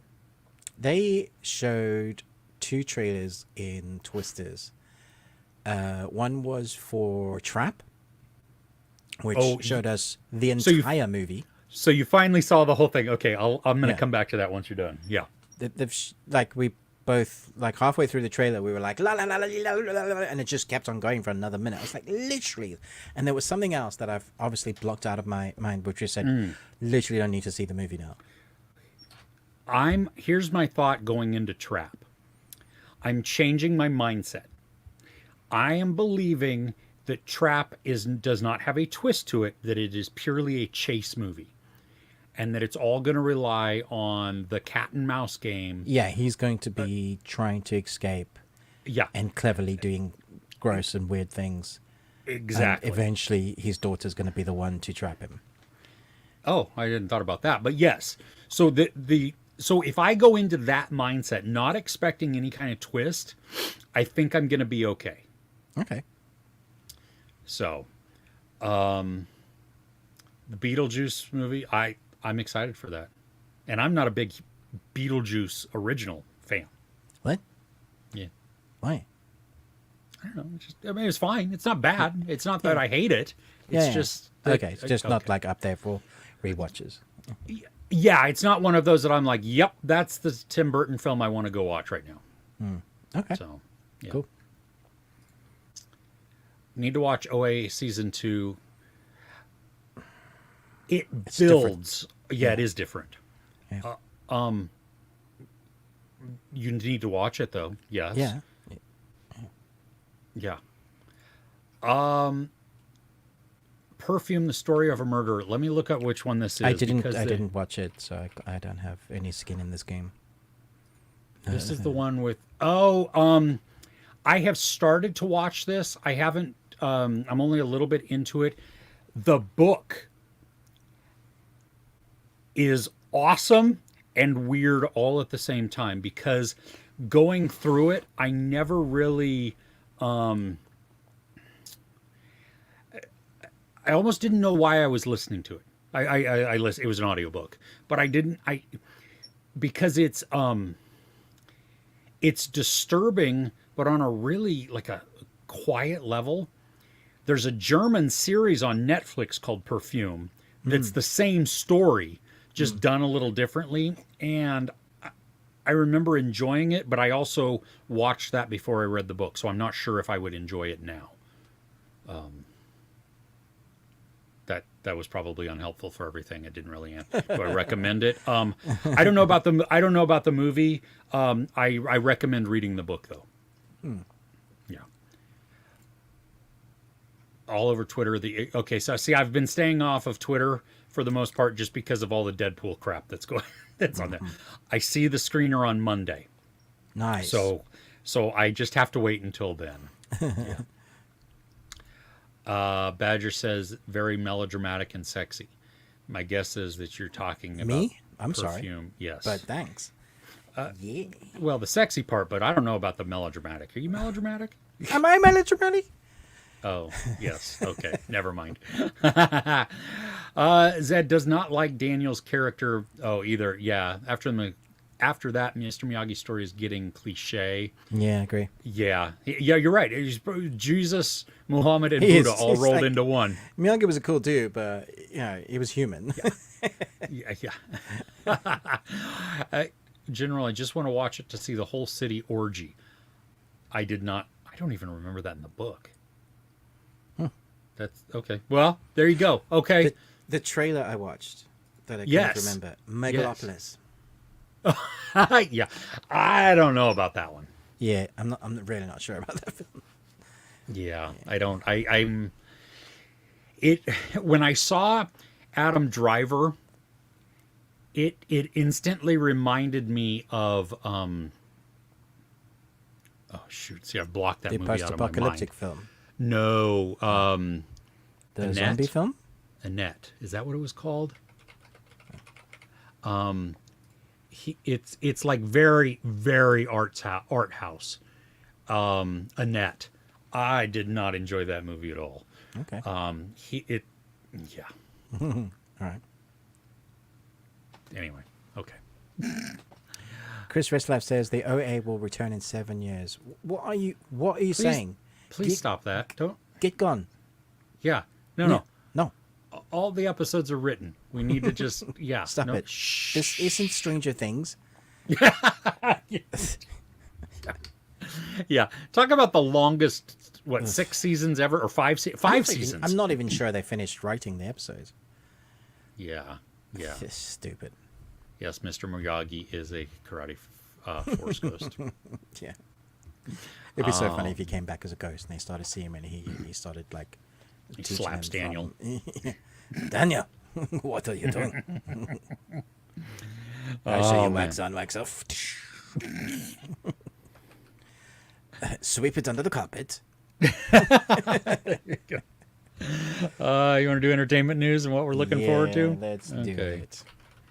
Okay. Do you have news? Is your phone alive? It's sort of alive. Okay. I have some Emmy news. The Emmys were announced this week. All right. I was like, eh? You don't know who Emmy is? Yeah. I was like, who's Okay. Emmy? Yeah. Okay. So this made me excited.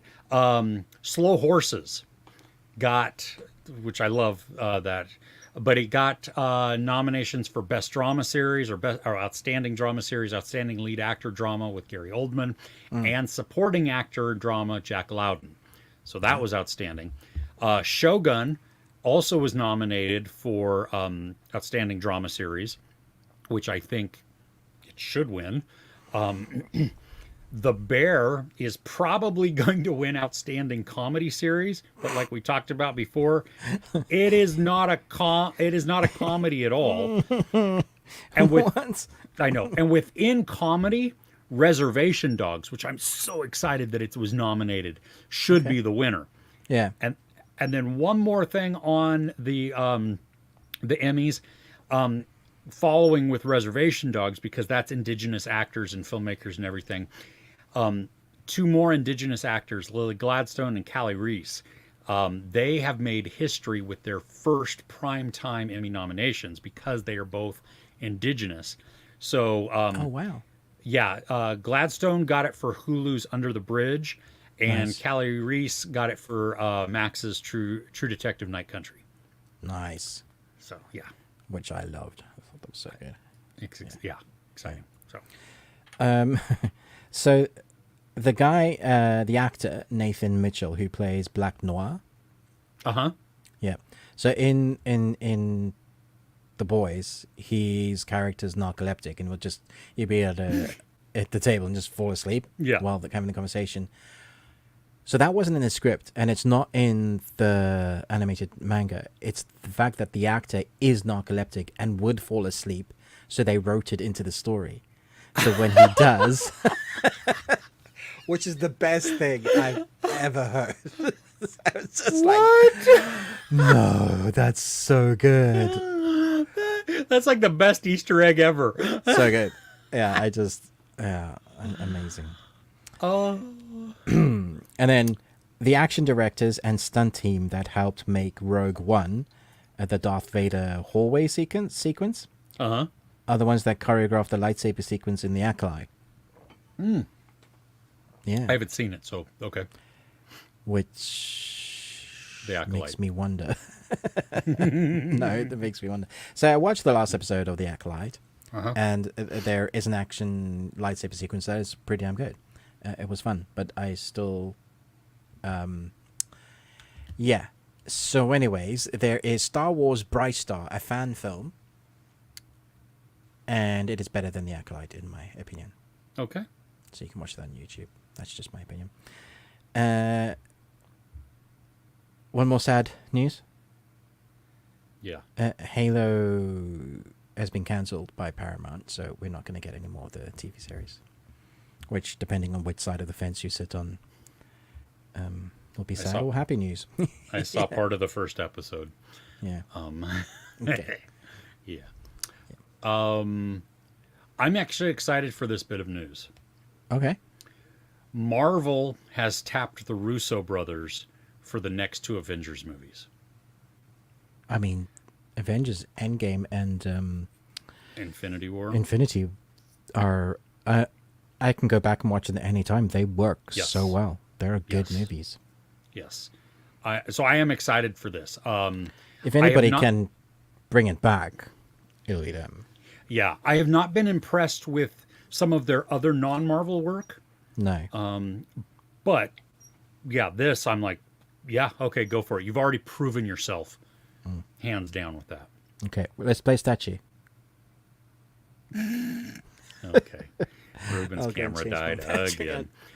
Okay, you won't be able to hear me, but I'm still going to continue on with entertainment news. Actually, I'm not, because I want to really get Ruben's input in this, but I am going to be talking about the Speak No Evil remake that's coming out with James McAvoy.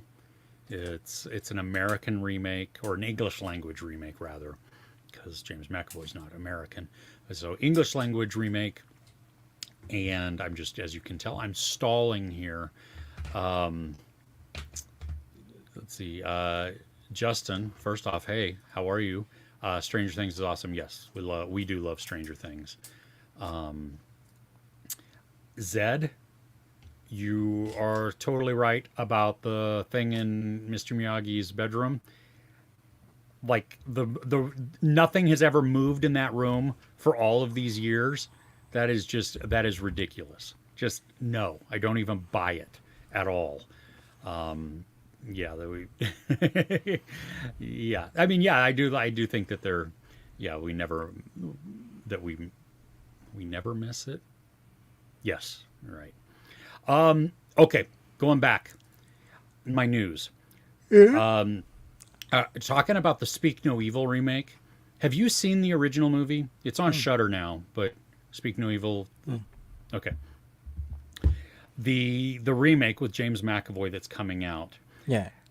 The director, James Watkins, said it is going to be less explicit than the original film. And he explained that the decision behind removing some of the gratuitous violence is that our film is a lot less explicit. It's a psychological thriller with a horrific concept embedded in it, rather than a straight horror film.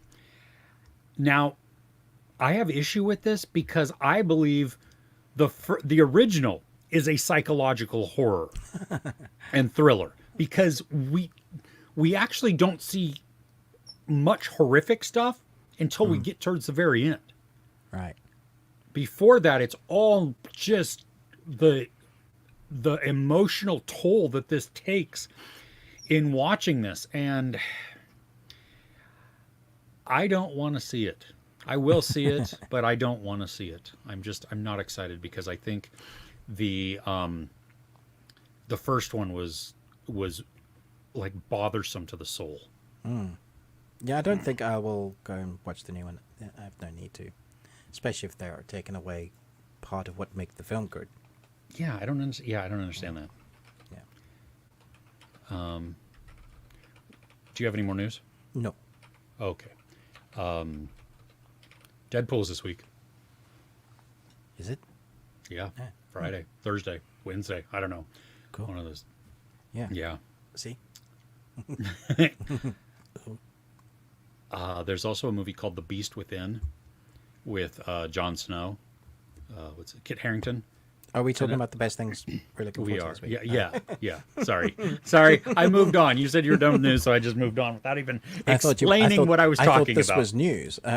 It is news. Deadpool is coming this week. Yeah, okay, cool. Thanks. Sorry, I'm an idiot. Yes. What else is on your list for this week?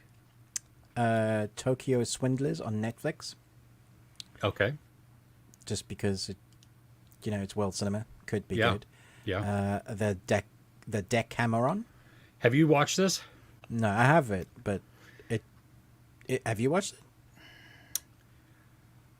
I am forcing myself through it. Oh dear. Okay, cool. Yeah. I'm looking forward to this week. We get the Dragon Prince, The Mystery of Avaros. It's season 6. Okay. I have the screeners. I've been holding off until it's like finally out to watch it. So hopefully it's as good as the last few have been. I have the screeners also, and I will Sweet. not be watching. I didn't Yeah, even ask because you'd for it. have to watch 5 seasons of it. Yeah, I don't even know what it is. I know it's animation, right? Yeah, It's animated series. It's but- animated, yeah. For those that enjoyed the German spy action series Cleo, season 2 comes this week. Yeah. I have you, watched you it. You liked the first season, right? I did, and I liked the second season too. Okay. So yeah. Elite season 8 comes out this week as well. Have you Holy watched crap. any of it? No, I never Oh. will. I saw. Well, I was scrolling through something on Netflix, and it just had an 8 on there, and I'm like, "What is this?" And so I click on it, and it says Elite, and I'm like, "Oh, okay." You should at least put that in the title of the poster someplace, because that's just clickbait. Oh, Wonderland is a movie coming on Friday. It's a Korean sci-fi drama film. So I will watch that because it's Korean and it's sci-fi and drama. What's it? On Netflix. Oh, I don't think it's coming to. Is it coming to Netflix in the U.S.? Maybe it is. Okay. Mm-hmm. Nice. What else you got? There's a what is it? Prime, maybe Freebie. I don't know. It's a. I want to say it's Australian. Troppo, season 2 is coming. The first season looked intriguing to me. I just haven't watched it. I think it's like a crime drama Right. type thing. Yeah. So I will watch it at some point. I'm not going to watch this right now, but yeah. And I Okay. talked about The Beast Within. That's coming this week too. It Okay. I don't think it's horror necessarily. I think it's more of a thriller, but it is coming to Fright Fest. I don't know. One of the festivals also that's coming out. So Okay. Next week's live, I will have a social sentiment, which basically means I will talk about my feelings on it rather than an actual review. For Batman Cape Crusader, the new animated series that's from, I believe, the original team that worked on that classic Batman. Yeah. that's coming to Prime, right? Yes, Prime. Yeah, I got the screeners too. Didn't ask for it. I'm not sure if I'll. Would I enjoy it? Did you watch the original? No, I've never seen any of it. No. I think so because it's dark. Okay, done well yeah. though. I mean, the storytelling yeah. and everything. Yeah, okay. yeah. Okay. Yeah. Yeah, maybe I'll watch the first episode, see how I go. See how you go. Yeah. Okay. Cool. That's everything I've got. Okay. Let's Go back to the comments. go back to the comments and then we'll wrap up. Jade, hey, welcome. So glad that you're here, even if you came a little bit late. That's okay. Yeah, I wish too that they would stop rehashing the same movies. Yeah. This is the remakes. Did you see also, even though as much as I'm liking Glenn Powell, he's in talks to redo Backdraft? Oh yeah. I mean, Which- that film's old though. It is, but there are some scenes in that. I mean, Ron Howard just... Yeah. Yeah. Who's going to be able to create fire as a living entity as well as he does in that film? I have never seen fire as a character like that before, or since, I think. Plus the sex scene on top of the fire truck. There you go. Yeah. Yes. Yeah. Callsign Maverick saying, if seen the original yeah, they showed everything in the new trailer. I agree. It's poo. Crochet Wild, listen, looking forward to The Boys. This is the final one, right? This is the final episode this week? I forget that's airing weekly. That's crazy. I know, yeah, because it's been so long. Like, what, 8 weeks ago? 7 weeks ago? 6 weeks? Something like that. I don't know. Yeah. Yeah. Enjoy. People are not, it's split. They're not loving it as much as the previous, I guess. Yeah. Speak No Evil trailer, definitely one you're tired of seeing every time before a showing. That's how I was, and I think even Chris, you were commenting on with somebody else at one point, but like Twisters also. Oh, Twisters was, just promoted everywhere.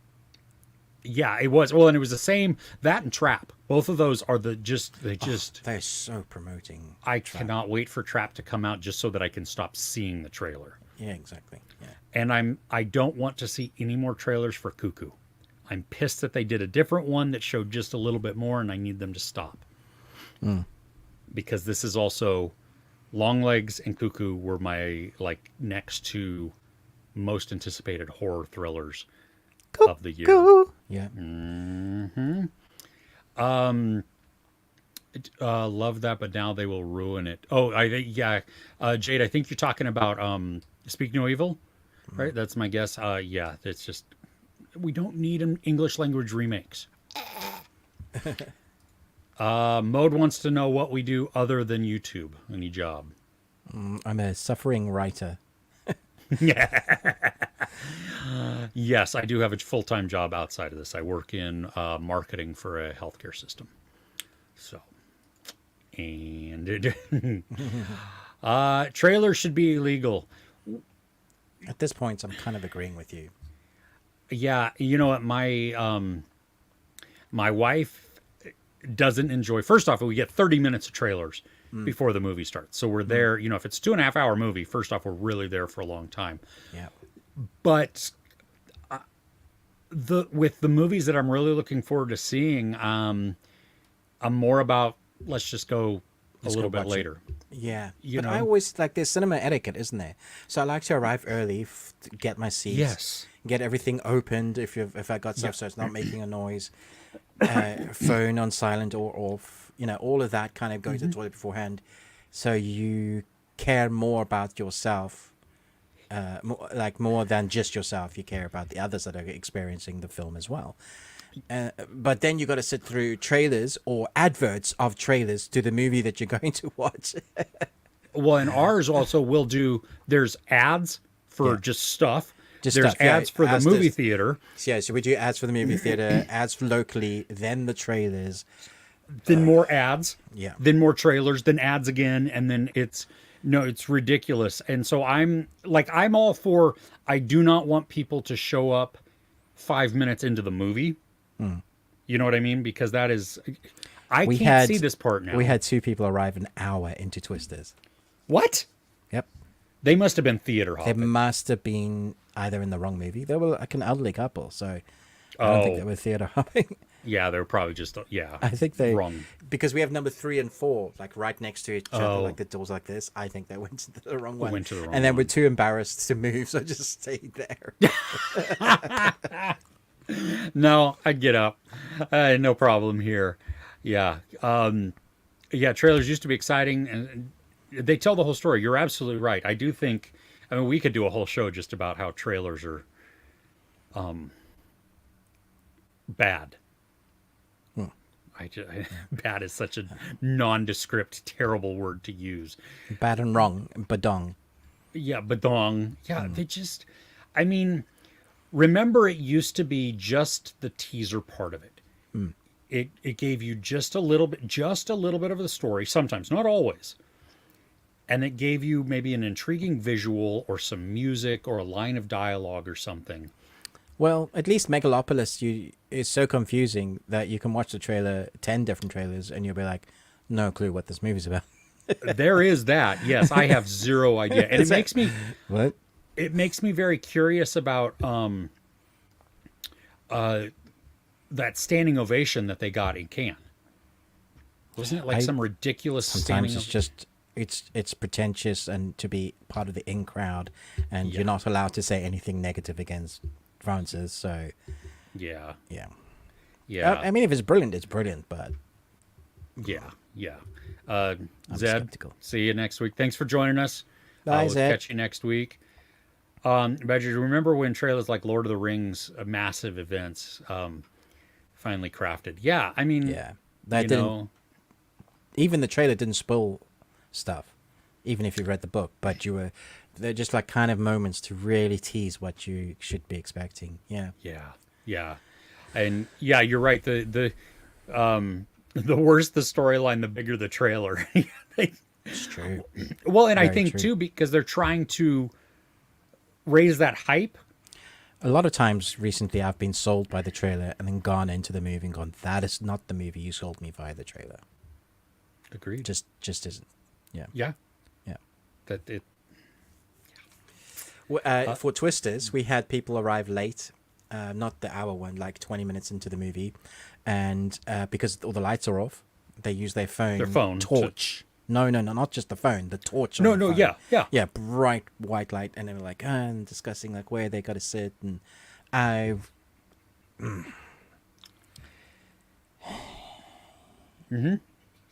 I'm This not is- above tasing people. This is why home cinema is the way to go. Well, and when theaters and when companies start saying why is the cinema not doing so well, this is exactly why, because they're Because not people enforcing suck, any and type you're not of etiquette. enforcing any type of etiquette. Yeah. Yeah. Yeah. I tell you what though, if you tase somebody or stun gun them in front of everybody else because they get to see the big blue arc and and they hear it, and then you say, anybody else got their phone out? I guarantee you nobody else is going to say anything. It sets the example right off the bat. Yeah, but unfortunately, we can't do that. Says who? The law will go to jail Why? because you tased someone. That's assault, dude. They were assaulting me. And theft. They're thieving my They're time and stealing my your money time because and your money. I paid to see this. And you have come in and ruined my experience. Therefore, you are stealing from me. Just like if I was eating an ice cream cone and you walked over and you knocked it out of my hand, you've stolen my money at I that agree. point. So next time you tase them, just get like whoever's with you to film it. I'm gonna bring this next time. It is a dual-edged blade, and I'm just gonna reach around. Guys, if you've been watching, you've been hearing how Chris has been into real dark stuff at the moment with like Syracuse. That's the mood. He's not doing the rom-coms. Now he's got his knife out, so, you know. And I'm not saying that I would touch anybody with it. I would just show it to them. Because I think that this is intimidating enough. How's your Australian accent? Blimey good, yeah? Because no, that's English. Because you have to go, that's not a knife. This is a Oh, knife. yeah. This is my tiny one. I actually have a bigger one. Oh, do you have a bigger one? Oh, Nice. yeah. Like, you call that a knife? That's not a knife. This is a knife. I can't watch that movie anymore because I went back and watched it recently and realized how racist it is. Oh, is it really? Yeah, he's a proper racist, yeah. Oh, I was yeah, like, no. ugh. Okay, That so we'll did just not leave age that. well. Yeah. Just leave that in the memory there then, and call it good. Okay. All right, Sheila. Chris writes, Time Bandits. I have this. Yes. I have the trailers for it, or the screeners Is for that it. that's not this week though, is it? It's. I think that's late in like August it- sometime. August sometime. I'm trying to see if I have it simple. I don't know. Yeah, I don't have. Yeah, it I'm interested, but I'm very It's skeptical because it's much loved, isn't it? well, it is, but this one is also really designed for kids and family. Yeah, it's a family one, so you have to go in with that mindset. Mm-hmm. But I mean, the original was designed for family. Yeah, but it still has the Terry Gilliam type of weirdness to it that doesn't resonate with children. You know? Well, the embargo's up Oh, for the review. It comes Okay. out. Oh wait, I think it's out. The first 2 episodes are out already. oh well, there you Oh go. no, I stand corrected. I am way ahead of myself in time. It's first 2 episodes come out on the 24th. Oh, this Embargo week. yeah, it's this week, and the embargo's 23rd. So Okay. if we're gonna review it, we might do it this week. Yeah. Okay. Yeah. Folks talk. Yes, they do. Hey, I'm serious. Not if you cut their tongue out. Then it's just. Sorry, that's bad. It's so dark. You're rubbing off on me, Chris. Wow. Wow. I mean, you had the knife out. Yeah, no, yeah. Why are cinemas not lead lined? Have some device to disable cell phones. Agreed. Agreed. Oh my gosh. That'd be amazing. That would. Yeah. Chris Retzlaff, pick their seat someplace every time out of the way. Come in 28 minutes after it starts. Usually, the AMC commercial. There you go. We're in the middle of the speaker trailer. Nice. There you go. Yeah, see, time. I pick my seats ideally where nobody else is. And we've had this discussion where my wife and I were the only people in the theater. Wow. Chose 2 spots in the very middle, Yeah. and it's where it's assigned seats, right? So you pick your seat. Yeah. This one woman chose right next to us. I kid you not. My wife got up and moved to the other side of me. I mean, that's weird, right? She kept looking at us too. She would and we're like, okay, you gotta go. And then halfway through the movie, she got up and went to the bathroom and was gone for 20 minutes, came back and then sat in a different row. Yeah. See, I don't think there was something right with her. If you're watching a horror, that makes it even scarier.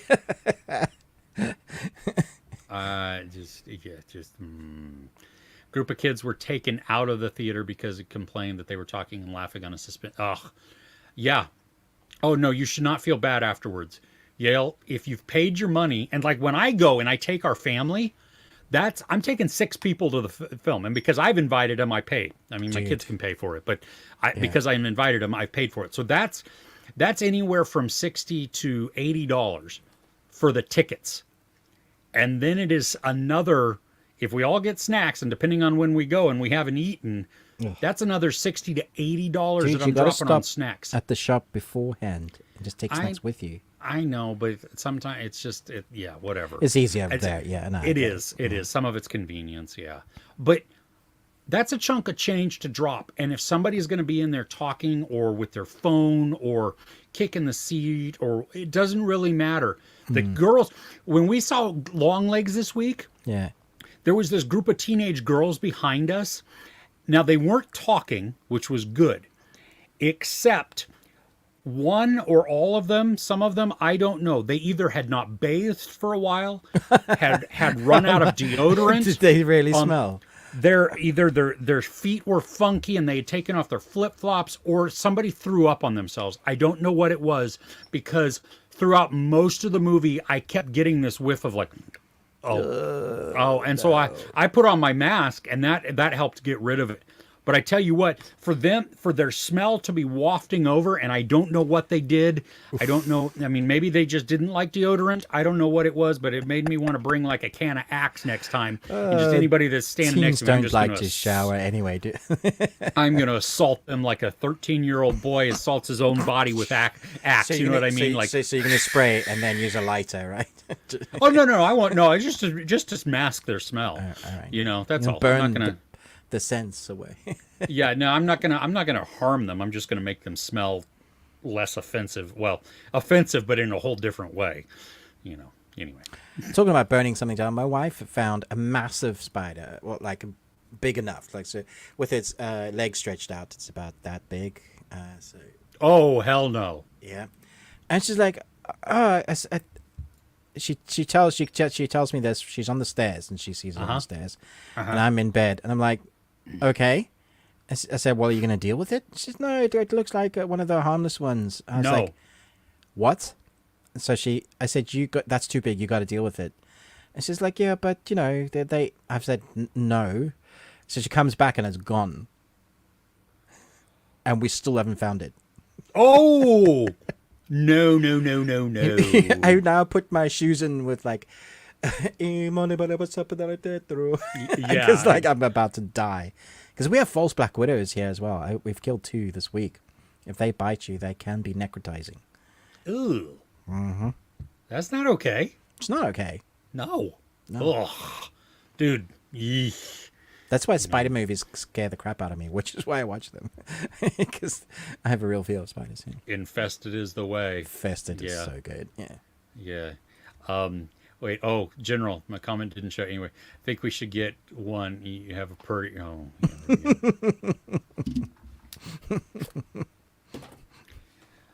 You have a pretty mouth. Now, can you want to know how I got these scars? Oh yeah. Wait, I'm trying to find my other knife. Wait. Excuse me for a moment. Oh, geez, I knocked a cable. Just chaos. Yeah. This is what we do at the end of the stream.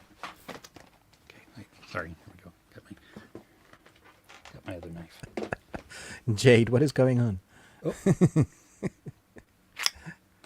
oh yeah. That is chunky. Yeah. You got a pretty mouth. That is disturbing. Want to know how I got these scars? You guys should clip that and send it to everyone. Oh, goodness. Oh. That is some good stuff. Yeah. You're welcome. You're welcome, General. Oh, Kwadi was saying that I like to sit all the way back in the theater, nobody behind you. We have 2 types of theaters, like at the one Cinemark where we have. If it's in the big theater, you can sit all the way up against the wall at the back where the projector is and stuff, and you get to see, you just see it. And that's where we sit in those movies. When we're in the smaller theaters with the smaller screen, there's a walkway behind the last row, and actually the last row is like for disabled. Right. And it has a whole bunch of spots for wheelchairs and everything and their companions. So you can't sit there. So I sit in the middle, and sometimes we just sit on the edge. So at least my wife doesn't have anybody near her, and I sit next to the weird people. Or if our kids come with us, then we just take up as much of the row as we can. And it was great during COVID. Sorry. No, I was just going to say, talking about disabled people, I go to the cinema during the day to be away from people if I can. So it'll be like a day release, really early screening, or like the first afternoon one. Yeah. So normally it's fairly empty. But what that means is you also get the carers that bring the disabled people to come in, and either in the front or the back. The problem is with disabled, you can't be upset with them. But the ones we get make a lot of noise and like at really inappropriate times. So if it's a horror, like someone will just be dismembered and they're like, like, no, you can't, not now. Well, I mean, it's an appropriate response. They've been freaked out. So they'll be laughing at the weirdest times. Like, man, this is a different experience now. Yes. And you can't be upset with them. There's just it's not a teen on their phone. It is not a willful thing that they are trying to disrupt. That's just a so legit creepy. It is sterile at the moment. It hasn't been used on anybody. I'm gonna get out my whetstone though to make sure that it is actually as properly sharp as it should be. He seemed like such a nice guy. Yeah, it's the quiet ones that you watch out for. And you'll wonder why my garden is doing so well. Because I have to keep soil. Well, and it's the fertilizer that you put there. What you put in the ground helps a lot. Well, you've got to keep appease the god that allows for the crops to, be healthy all year round. certain sacrifices need to be made. They do, and it's just, yeah. Okay, Ruben, remember a while ago, Chris said Chris waiting told or watching you a show. is waiting a show called Agents of Mystery, and you told him, yeah, it's a reality TV show, and he hates reality TV. I think you shouldn't have told him that's what friends do. I remember that because I instantly went, oh. You were so disappointed. It's like, yeah, this one looks really good, and it's like that's live TV. That would have been reality. So funny. Yeah, that would have been. I mean, I shouldn't have said anything. You're right. That was. I would have asked for screeners and the whole thing. Yeah, you would have. They were like, sure, yeah, go for it. So disappointing. Would have been great. I should have sponsored that video as under a nom de plume. So please, can you review this for us? Yeah. Oh my gosh. Oh, well. Hey, I think we're good. Yeah. Yeah. Done. Everybody, thank you so much for joining us. This has been great. It's been wonderful commenting with everybody in the chat here. I hope everybody is doing well. Has a great rest of your weekend. Don't forget, like, share, subscribe, all that YouTube stuff. Ruben with the Ruby Tuesday, me, Chris, Movies and Munchies. Don't forget about our Patreon, patreon.com/The Bearded Ones. Oops, I'm moving things around here and I don't mean to. There it is right there on the screen. Over 100 videos in there. We did our glasses ranking, characters with glasses this week. So, and more to come. So we appreciate that. Yes, Ruben, you did miss the opportunity, but hey, maybe next time, because I'm sure it'll come up again. For sure. General, thank you. Take care, everybody. Badger, don't hurt you. We're not hurting you. I mean, only if you're in the theater talking and causing a ruckus in front of me.